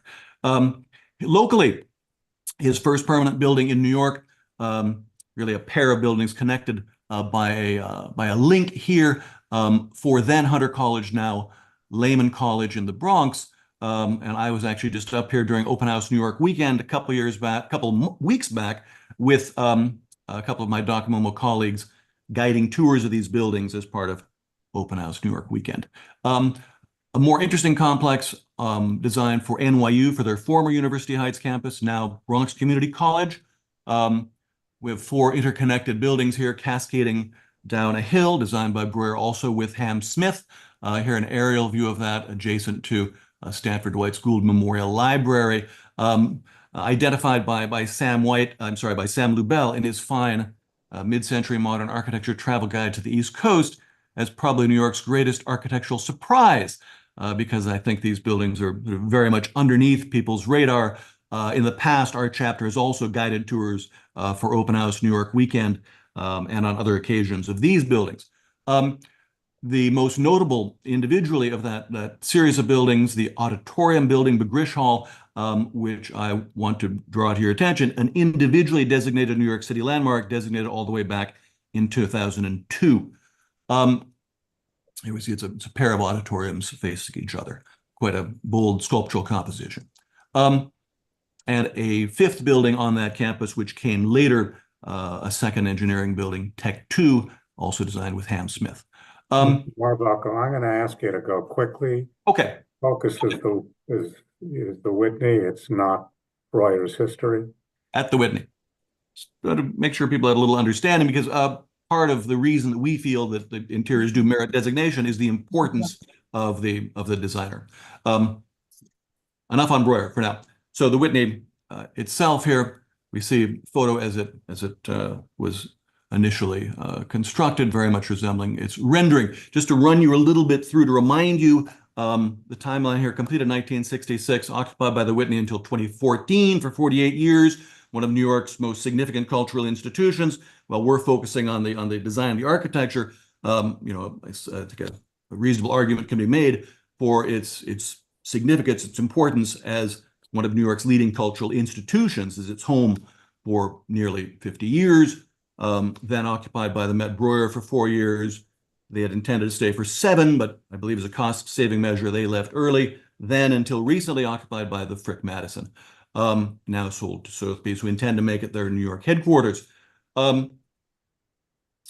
Unfortunately, from about day one, the Whitney realized they had not built quite enough museum. So they went through 4 subsequent proposals to expand the building, none of which went forward, aside from a more modest project to occupy part of the 2 brownstones, to which they shifted admin and library space. And then more recently, 2016, restored by Beyer Blinder Bell. Here we see the section. Its unusual form allows the creation of this sculpture court, which the museum desired, and also allows this 4th floor large gallery to occupy the entire site. These are original photos from the building's first completion. The lobby pretty much looks just like this today. And that is an important thing to consider, that these interiors are very well preserved. The lower level looking out toward the sculpture court, that large 4th floor gallery, the the distinctive trapezoidal window. And Breuer himself here, there, in that point.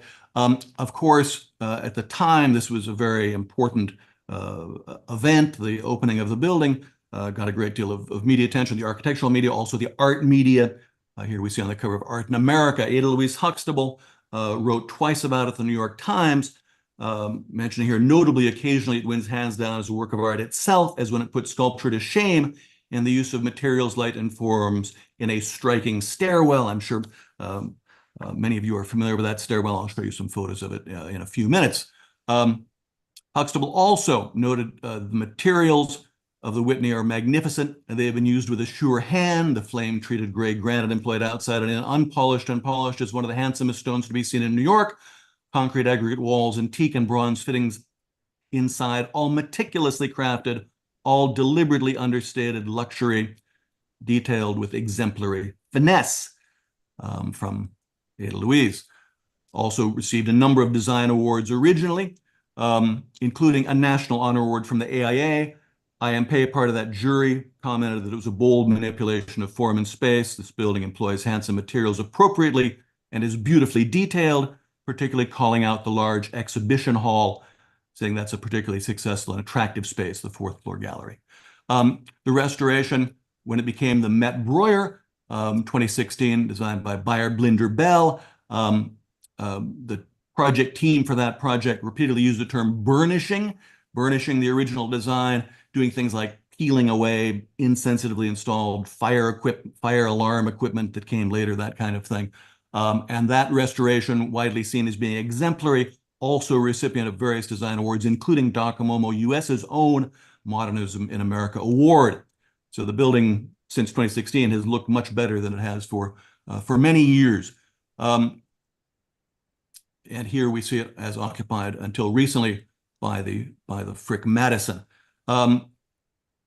Photos as it appeared recently. These are photos that Liz Sean-Corsandi and I took in August of 2023 when the Frick Madison was in residence. The lobby, it looks pretty much identical to that photo I showed you of it when it was originally completed, as restored by Beyer Blinder Bell. Coat check. The lighting system, of course, very distinctive. Breuer's built-in bench, detail of the concrete there. The entrance to that stair, another terrific stair leading from the main level down to the lower level. See some of the wonderful detailing of that. Looking out to the sculpture court from the lower level, the cafeteria area. This area has undergone some alteration. This is not original. This has gone through some alterations over the years. The elevator area on the lower level, this, I believe, pretty much entirely original. Even the phone booths remain. Not too many of those left anywhere in town these days. And the beautiful main stair, which Ada Louise singled out. I mean, really, just an extraordinary, wonderful creation, and something that really deserves to be protected. Really quite a wonderful, robust design. The wonderful bronze fittings. The art piece dwelling, site-specific design created by artist Charles Simons here in the stairwell will be remaining. We were not allowed to take photographs of the gallery space when we photographed the lower levels. These were photos commissioned by the Frick when they took over. So these give us a sense of what the gallery spaces look like today, notably with the concrete grid system that Breuer developed along with lighting consultant Edison Price. Third floor gallery, fourth floor gallery. And just want to point out some of the support letters we have received, some of the points that our colleagues have made. Historic Districts Council, these interiors must be landmarked as a remarkable record of modern design and a meaningful expression of Breuer's vision and expertise. Here we have the Preservation League of New York State as a seminal work of Bauhaus master Marcel Breuer. As a longtime home of one of New York's most prominent cultural institutions, and as a nationally significant interior and exterior of the Whitney Museum of American Art, undoubtedly deserves protection as a designated New York City interior landmark. Finally, the Society of Architectural Historians, this is their National Heritage Conservation Committee, which they point out does not get involved in local preservation issues, speaks only to issues of national and international importance. And that, I should also mention, is true of Docomomo US, who have collaborated with our chapter on this. They do not get involved as a general rule in advocacy related to sites that they do not consider to be of national significance. And the SH stating, we believe Breuer's design is of international significance, and the listing of these remaining spaces would ensure the preservation of interiors universally recognized as among the most noteworthy modern interiors produced in the United States. The only response we have received so far from the Landmarks Commission, aside from an acknowledgement thanking us for submitting our RFE, was in this letter acknowledging the SAH's letter, noting that they found the primary public interiors of the lobby and lower level and the main stairway may merit consideration as an interior landmark. We have prepared a draft letter of support if you should choose to support our RFE. You are welcome to use whatever portion of this, if any, you would like to use. So now ready for questions, and I have Liz here as well. Thank you. Thank you for the presentation. And we're going to go in reverse order. So we'll start with you, Marco. Well, excuse me, we have to hear the public. Kevin, is there anyone in the public who has a comment or a question? Is anyone from the public who wishes to comment, please raise your virtual hand. Seeing no one, let's go to Marco. Okay. Thank you, David, and thank you, John. Thank you for your presentation. I think it was sad that was cut to presentation because I think David is right, because this is a very long night for us, but we understood what you tried to do. We catch the main idea. I think the museum internal layout is manifested in its functionality with concrete system ceilings, concrete compartment, modern stairs, and so on. Through the vertical stacked arrangement of volumes, as the designer said, this building is on the air with a serial cantilever, or cantilever over cantilever. Therefore, you have my strongly support because it deserves the protection as interior landmarks. Thank you. Thank you so much.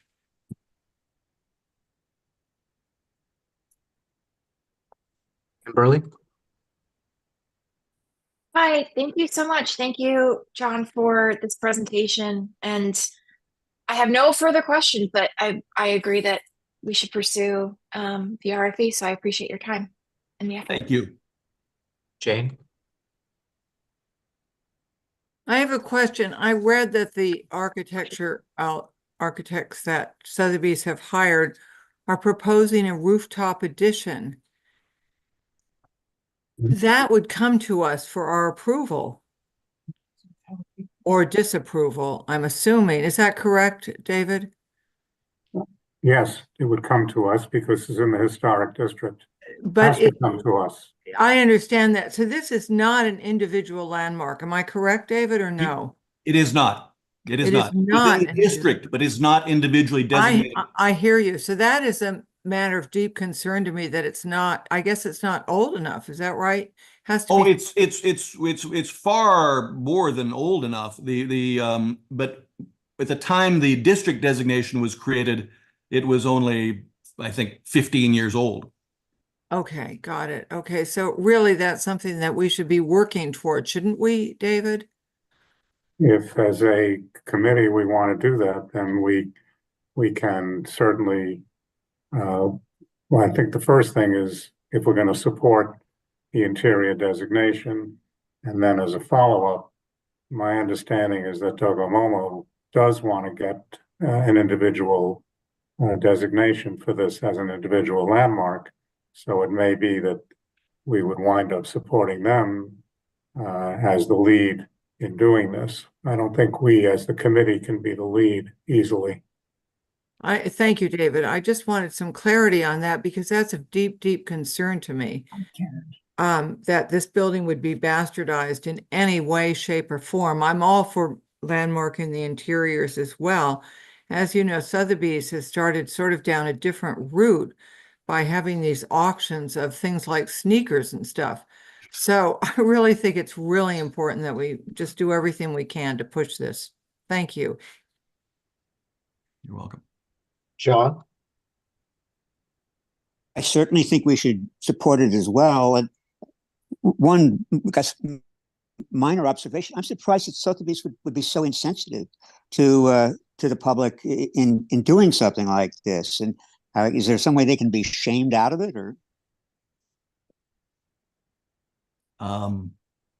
John, I'll just respond that I am not of, so this is Liz Whitetakis, the Executive Director of Docomomo US. I am not of, I have no knowledge of them ruining the building on the inside or the out. As Jane mentioned, I have heard that there were plans for a rooftop addition. I have not seen those.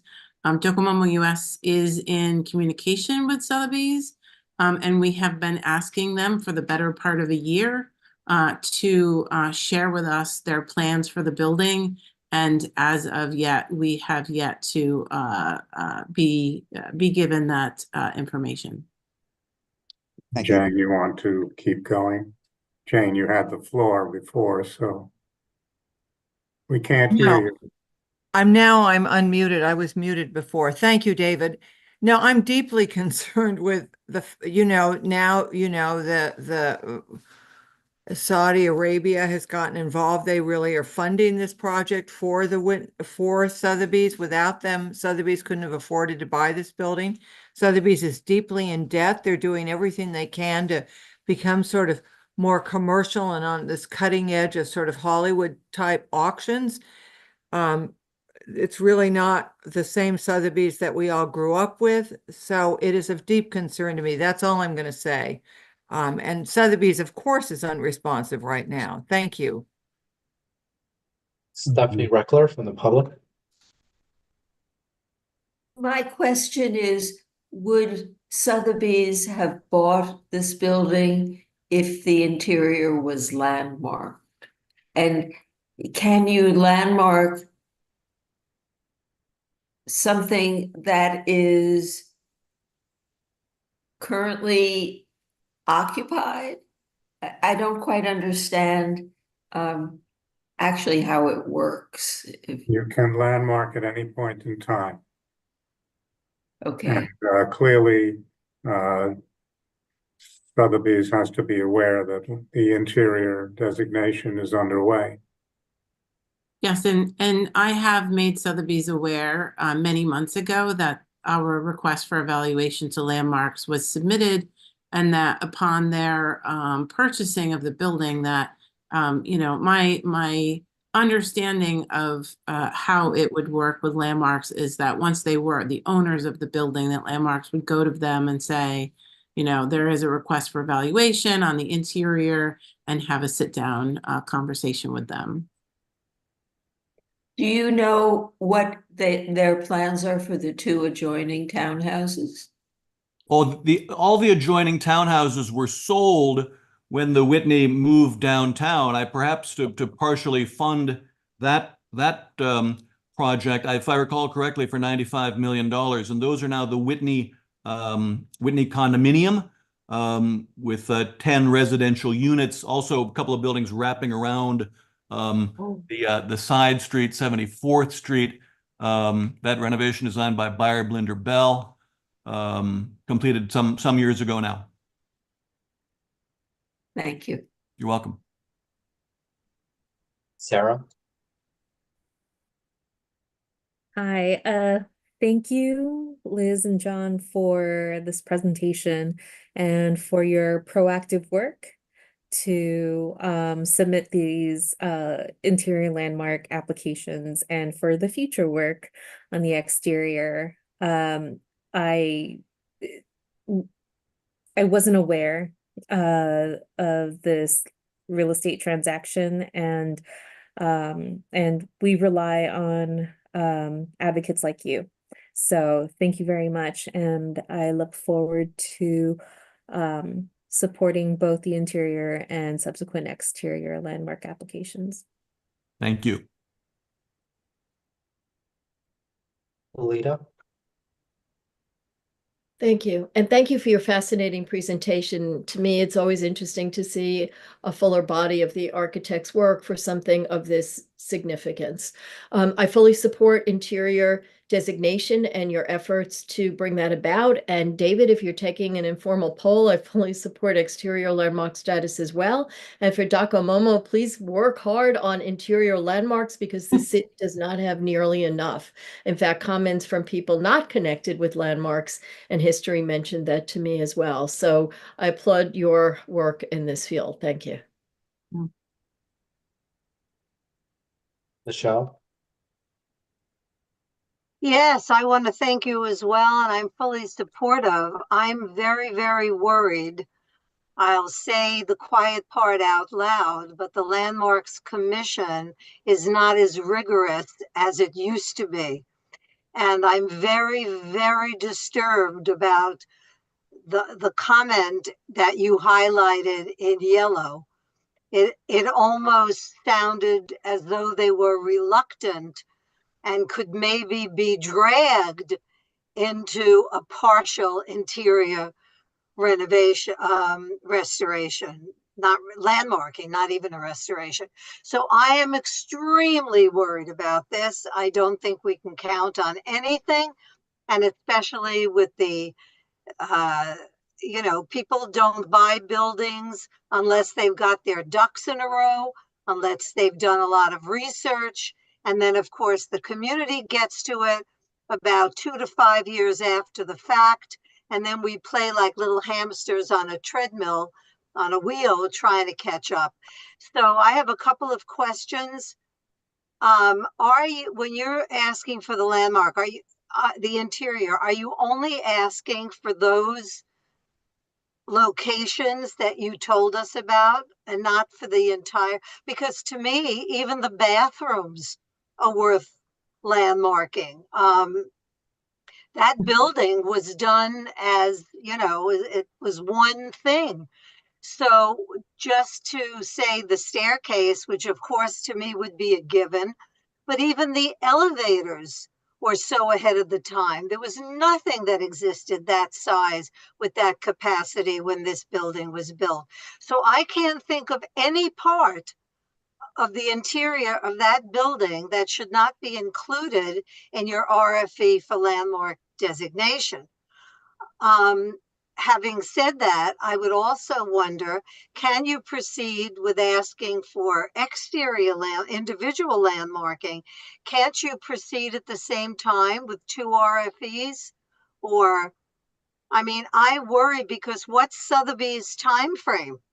No doubt, knowing that this is happening, they're expediting whatever it is that they have in the process of what they're doing. So is it possible to do both at the same time? And also, how expansive do you feel you could be with the interior?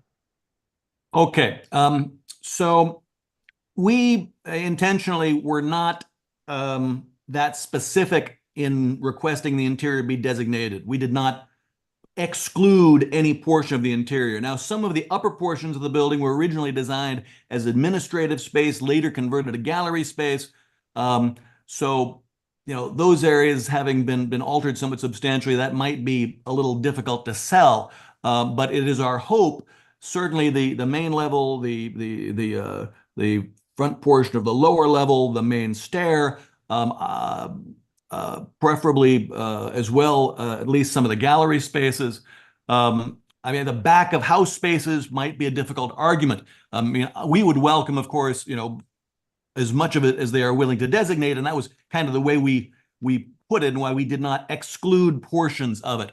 As far as the exterior, we are of course also concerned about the exterior, but it is within the district, so it is protected. And in our conversations with the Landmarks Commission, we do meet with them periodically to present projects that we would like to see them designate, such as the other Breuer buildings at Bronx Community College, not currently protected. But their attitude, what we've heard from them in those meetings and other times, is that they feel that if a building's within a district, it's protected, and so they don't need to individually designate it as well. But so that's why we've been focusing on the interiors, because those are definitely not protected at the moment. But we would certainly be in favor of an individual designation for the exterior, but it did not seem as necessary or as urgent to us. Well, correct me if I'm wrong, but I think if it's in the historic district, they can still go ahead and ask for a rooftop addition.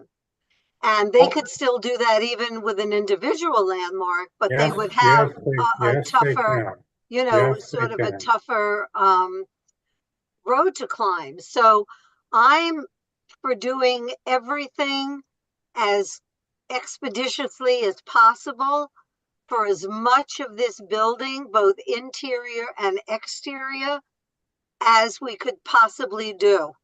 And I'm thinking about the elevators and those beautiful doors and the height and the dimension.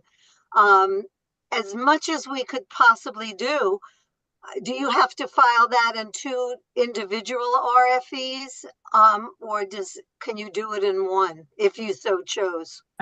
Well, we already filed the RFE to review the for interior designation. That was done a number of months ago. And if I could just add, Michelle, we agree with you. And to say that our RFE is 47 pages long. And if you look at the historic district that the building is in, the description of the Whitney in that is extremely short. So in our 47-page document, we went through the exercise of thoroughly describing the exterior. So that is already in the RFE. And you know, in terms of submitting, you know, an individual request for an evaluation for the exterior, within the preservation world, there is, you know, there's a lot of pause of creating a precedent that would suggest that being in a district is somehow less of a protection than of an individual. And we have had that conversation round and round within the preservation community of if it's in a district, doesn't need an individual designation. And I think there's concern that if you do that and that creates a precedent that there is more protection on an individual, then there will be lots of people scrambling all across the city worried about their buildings and districts. Well, having filed the RFE for the Park Avenue Historic District, worked on it from 2006, finally got designated in 2014. We tried to get an individual landmark made out of the church on the corner of 85th and Park, and they wouldn't do it, saying that if they granted us the district, that would be protected. However, there is signage that goes into the building.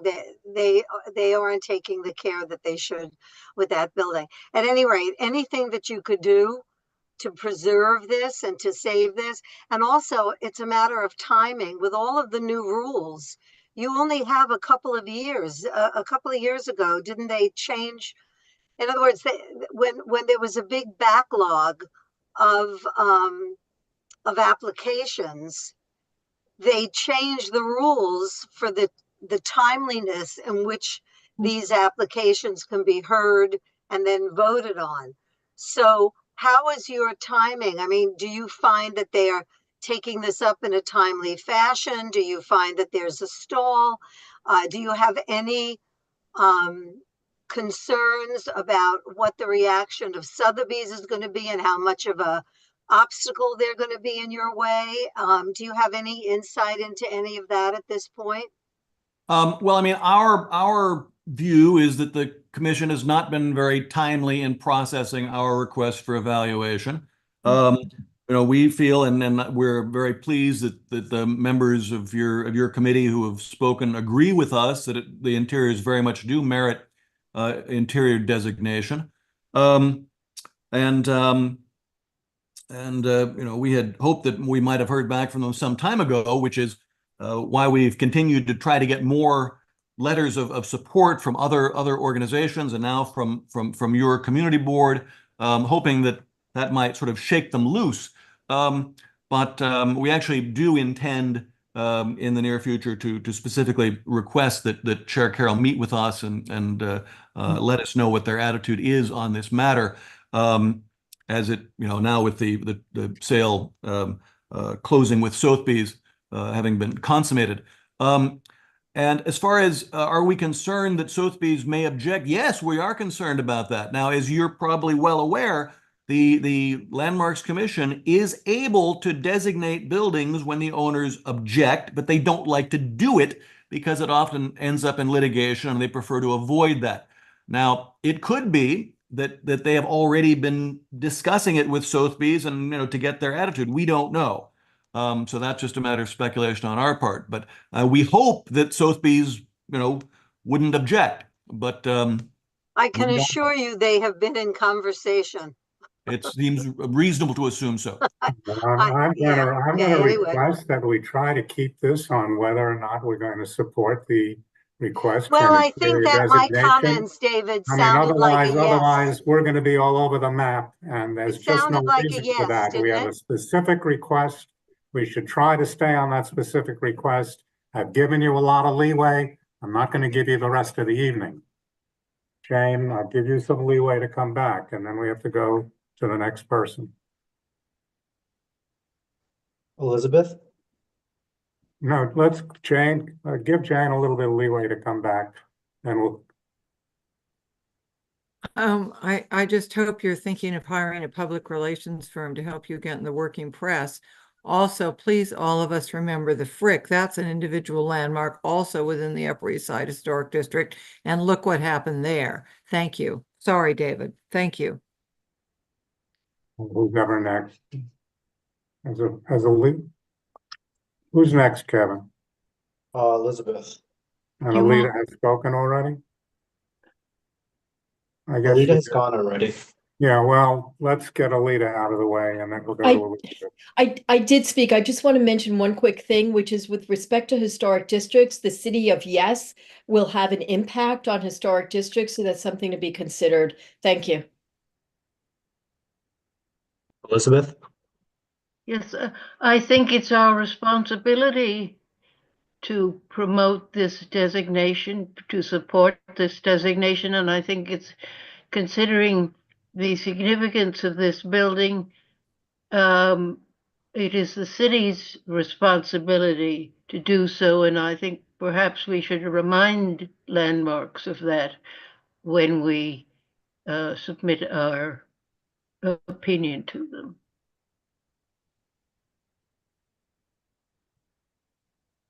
So, Christina? Can you hear me? Yes. Yes. Yes.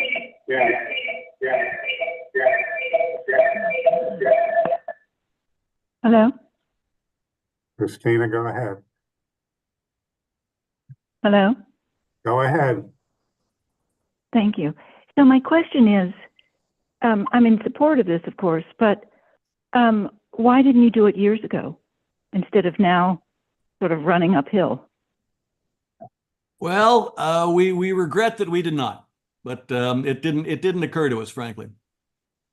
I will say that this has been at least 2 or 3 years in the making. I mean, it was a very long process of writing the interior designation because there are just so many different areas of the interior that merit but consideration. it's as your history denoted, it's been around for years. So that would be my one disappointment is now it's going to be a scramble. I mean, Herzog de Meuron, of course, did a sensitive interior renovation of the Park Avenue Armory, which of course came to this committee. But anyway, I'm in support of it, but I think it's, it is too bad that you didn't do it like 10 or 20 years ago. So that, in a preventative way. Thank you for your presentation. You're welcome. Anthony? Okay, thank you. Obviously a wonderful presentation. I think the broadest possible interior designation might be the best. You mentioned Edison Price and the lighting system. Edison Price and Carol Klein designed this lighting system, and it was the first of its kind approved in New York City. It's a track system embedded in the waffle slab, as it were, and it's one of many interesting technological features that should not be lost. And I think I can echo everyone who's ever been in the building, marveling at the art moving elevator, which is a unique solution to a somewhat small site. Being able to combine the two is just marvelous.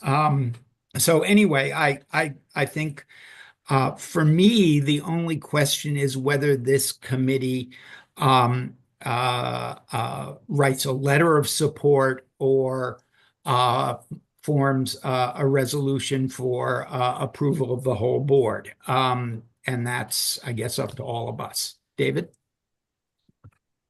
Well, we have raised that issue with Valerie, our chair, and Valerie seemed to feel that this was worthy of a resolution.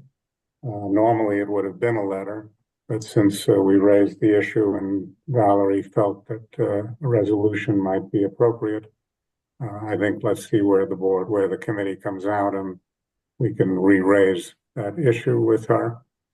I am less committed to a total designation of the interior. I think buildings do change over time. I think that galleries need to change over time, uses change over time. I'm pleased, of course, that the building is part of the historic district. I can understand, because of the transparency involved, that the main level is important. I never thought the lower level was particularly successful. I never thought that the sculpture gallery was particularly successful.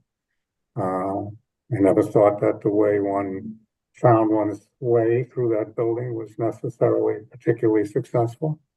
Maybe it was more the signage than the architecture. So, I have a lot of reservations, but I certainly would not do anything other than support the committee, since there seems to be a very much stronger feeling about the totality of the building than I have.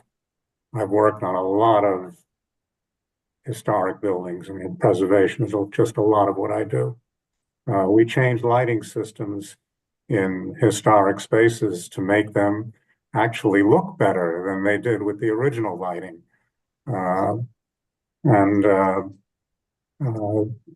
We try our very best to be as accurate as we can in terms of the restoration aspects of it. And if you think about the Frick, what was important about the Frick? Well, obviously the original mansion, and I'm talking about the interior now. I think the Frick is a total disaster in terms of what they did to putting that bump on the roof and putting a second floor on the entry area. But separate and apart from that, couldn't save the music room. That was well worth saving. Apparently, they've saved most of the rooms in the house, although they now have become gallery spaces. So, if it were up to me, I would have, I would try to protect exactly what John talked about as the minimum that you'd like to see, namely the main level, the front portion of the lower level, the stairs, because I think those are important pieces. And anything that is associated with it that winds up being designated as well. You know, I can certainly understand how that might happen. And I will certainly go along with what the committee wants, but my own personal view is only a portion of the building is really appropriately designated as an interior landmark, not the total building. Okay, thank you, David. You're welcome. Jane? Yeah, I think I've been unmuted. I would like to leave it at the chair's discretion. There was a draft submitted by Docomomo, which perhaps you could use as a template for whatever resolution this committee wants to have. I think that we can't write it here in front of all of us. What do you think, David? Well, thank you, Docomomo, for that letter. Whether we choose to do it as a letter or we choose to No, do it it should as be a a resolution. resolution. It should be a resolution, but you could use as a template. That's about what I perhaps. was Jane, that's about what I was to say. Give me a chance. Okay, sorry. Finish. Anyway, that letter serves as a template for a resolution. True enough. So if we go the resolution route, then the letter will become the template. And Thank you. I think that when we should when I write it, I will take into consideration all of the feelings of the committee, which seems to be that the totality of the building should be landmarked. You know that I have often had positions that differ with the committee as a whole. When I write it, I'll represent the committee. Anyway, Marco, I think your hand was up next. Thank you. I would like to put a motion. The motion is to approve the interior landmark, maybe the outside too, but the issue is the language. You have everything, you describe everything, you gonna work, and the resolution, what I'm proposing is the resolution to approve. And so somebody, Jane, second. Well, I think, well, we might as well get the second, but I think Anthony wanted to say something also. Oh, no, he can continue speaking. Anthony, you had No, something? I think Jane seconded, but I just wanted to comment that one of the things that that we have to consider when we are writing the resolution is when we're writing the resolution is what are the character defining elements of the interior, and obviously it is the stairs and the and the lobby and the front, we'll call it the front part of the lower level. I think that at least one of the galleries would qualify as one of the character defining elements. The very the only word is eccentric windows, both from outside and inside, I think are really very important elements of the building. And I think at least in one case, it would be wise if we supported its preservation. We don't have any idea at this point what the program that Sotheby's has for the building, what they actually plan on doing there, aside from having a couple of sale rooms, which could very well be accommodated in the existing gallery spaces. So I don't think that they would be harmed by that. But anyway, so I think, David, I think the committee appears to be in support of a resolution. Yeah, no, I understand that. I was only going to comment that on your comments that I never saw the windows as being an issue because they're already protected. Well, they're protected from the outside, but then the idea is that from within, I understand what you're saying. They're protected. We certainly wouldn't want to see them covered up. Be that as it may. Okay. So we have a resolution, we have a second. I think we need a vote.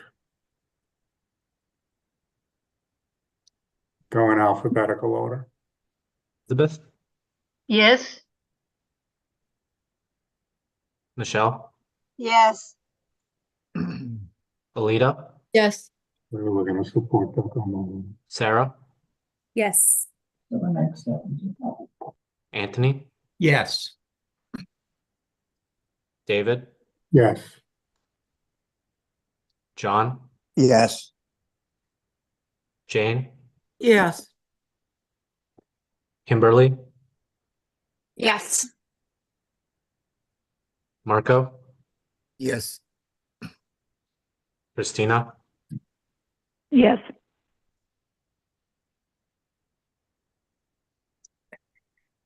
So I'll ask Mr. Arbuckle, if we were going to pick a gallery, what gallery would you feel is most important? I would go for the large one on the fourth floor. No, that's what I figured you would say, but I just thought I'd ask the question.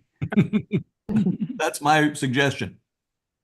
Okay, I understand how to write this, and we'll reconfirm with Valerie that it'll be probably be a resolution, since I think that seems to be the way the committee would like to have it happen. Okay. Great. All right. Thank you. Thank you so much. Docomo. And we will see what the future holds. Thank you, everyone, for supporting this. Yes, thank you very much. You're welcome. Do we have any old business? Jane? I don't know whether this is old business or new business. An update on the Russell Page Garden at the Frick Museum. Well, unless you have information that I don't have, I can tell you that Les has been working directly with the chair. He's been observing what they're doing in the garden. The original caretaker of the garden is also overlooking what's happening. And I think that unless I hear otherwise, to the extent that they can, they're trying to do their best with the shallow planting area. I have no information beyond that. Apparently, Les Samuels is comfortable that given the condition, short of knocking down the roof of the auditorium, that they're doing their best within the limits of the condition that unfortunately should not have happened. So that's it, over and out. Nobody really cares over there about the Russell Page design. Well, the design will be there. We've already lost the trees that were against the building. That's gone, which was as far as I know, from the original design. But in terms of the fountain and the layout, that's being replicated. The issue was that the trees and some of the other planting material was wanted more than a 2-foot depth. Unfortunately, there's no way to change that at this point. So what Les is trying to achieve is getting the Frick to at least do the best that they can within the 2 feet that they have in terms of having the expertise. And there are enough people looking over their shoulder right now that I'm not sure there's much more that we can do. If Les thought that they were not trying to do their best,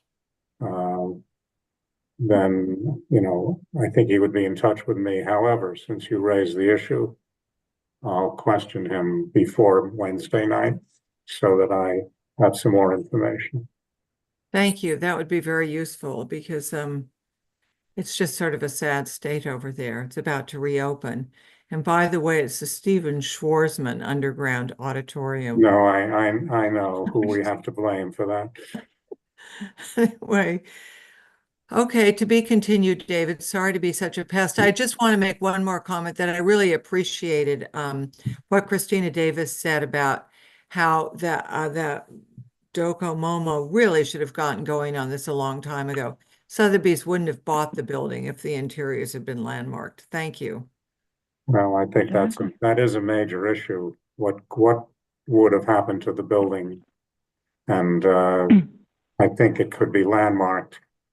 And even with landmarking, they can do things. Exactly. Thank you. Thank you. I won't say another word. Thank you, David. Okay. Any new business? Alita? It's the same issue that Jane raised, except I think the community board should add its voice, especially David, because you said it was I forgot the exact word that you used, but a disaster, a tragedy, something horrible that they turned the Frick into. I was actually in touch with garden experts about what they could do with 2 feet of soil.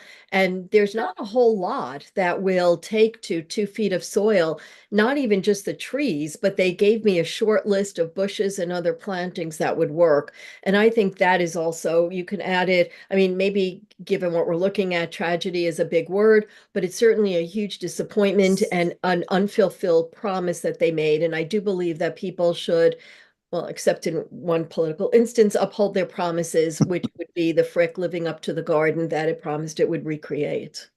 So I think we should add our voice to the many other, if there are entities out there that are supervising them. Not that it mattered much the first time. Alita, right now, what we have is secondhand information. Now, I mean, it's firsthand, but it's secondhand. And I've already told Les that the only way we can act on it is if we get a formal request to do so.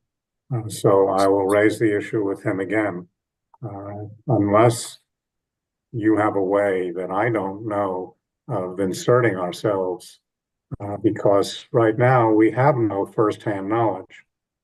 Why And can't unless Les's committee wants to make an issue of it, like Docomomo has made an issue of the interior designation, I don't see how we can take it on as a committee with secondhand information. Why can't we just express hope that they will comply with their promise and recreate the garden to the greatest extent possible using their best efforts?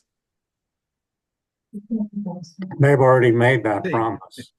Yeah, well, they've made other promises too, but they made a promise to recreate the garden, which they simply can't do because they designed it purposefully, one would Yes, argue. but we so that they can't officially do. don't know that. We But don't we know know that they only, that I'm sorry for raising my voice. We know that they only put in 2-foot depth of soil. So we know that they did it. They did it deliberately. They did it knowing that they couldn't put trees to go to mature trees the way people in New York like them in that space. So they knew that when they built it. So I would say that we should just, the promises are meaningless, basically. Their promises mean they carry no weight. They mean nothing because they made a promise they'd recreate the garden and then they put in 2 feet of topsoil. So, they didn't do it. Well,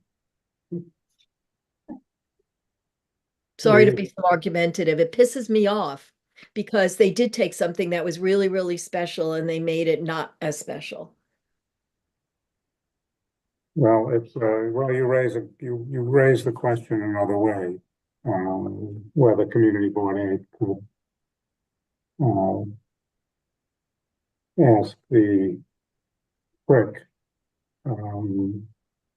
if the trees are going to be the same as the originally specified trees. I don't know if you've seen some of Russell Page's drawings, but everything is very accurately specified as to what it was supposed to be. So I think that maybe the idea of asking for a presentation on the garden is a good one. So Before they finish it. Hmm? Before they Not when they finish it. finish it, a presentation of what it's going to be, a presentation now of what it's going to be, so we know whether in fact it's going to be the garden that was promised. Yes. So if you want to raise the question with the committee and have it seconded, then we can bring it to Valerie's attention. Okay, so I'll raise the question of whether we as a committee would like the Frick to make a presentation on what their garden is going to be like and whether they are indeed going to recreate what they promised they would. And we have a second from Jane, and do we have a consensus? Yes, we have a Yes. consensus. Okay, Yes, we do. thank you, Alita. Thank you, David. Thank you, Anthony. Thank you, Jane. Thank you for being tenacious. That's my middle name. Who would make that presentation, David? From the Frick? We don't know, but well, hopefully it would be somebody with the technical knowledge and not just I forget her name. Lyndon Miller. It's Lyndon Miller. Yes, I don't think she's the person we would want to hear from. But Well, she's the one they hired. But thank you, Alita, I just think it's a way of holding their feet to the fire because that garden was so exquisitely beautiful. And So that's why what's the next step, David? Sorry. Not to belabor this meeting. I'm sure everybody wants to go home and go to bed or hop into their bedrooms. But David, what would be the next step? on the Frick, Yeah. I think the next step is to have CB8 formally request an update on a It presentation. would be Valerie who would write a letter Would be to Valerie who'd have Ian to write the letter. Yeah. Right, to the head of the Frick. right. The Maria French Kellen director, Ian Wardroper. Okay, thank you. Now I really won't say another word. Thank you. You know, Thank you know the change of leadership is very soon. Yes, in June. No, before that. I think it's before June. that. Oh. I understand Wardrop is not even around anymore. He's just sort of maybe back and forth. No, he's But- around. Is he around? Yeah. In any event, I believe it's sooner than that. But it really doesn't matter who's in charge of the Frick. Exactly, I agree. It's the Frick as an institution that has to come to us. It'd be wonderful if the new head came to us, but I'm not counting on that. Okay, all right. I know what to do. We know what to do. Thank you so much. Thank you. So does anybody want to make a motion to adjourn? Motion to adjourn. Thank you. See you Wednesday. See you Thank you. Wednesday. Okay.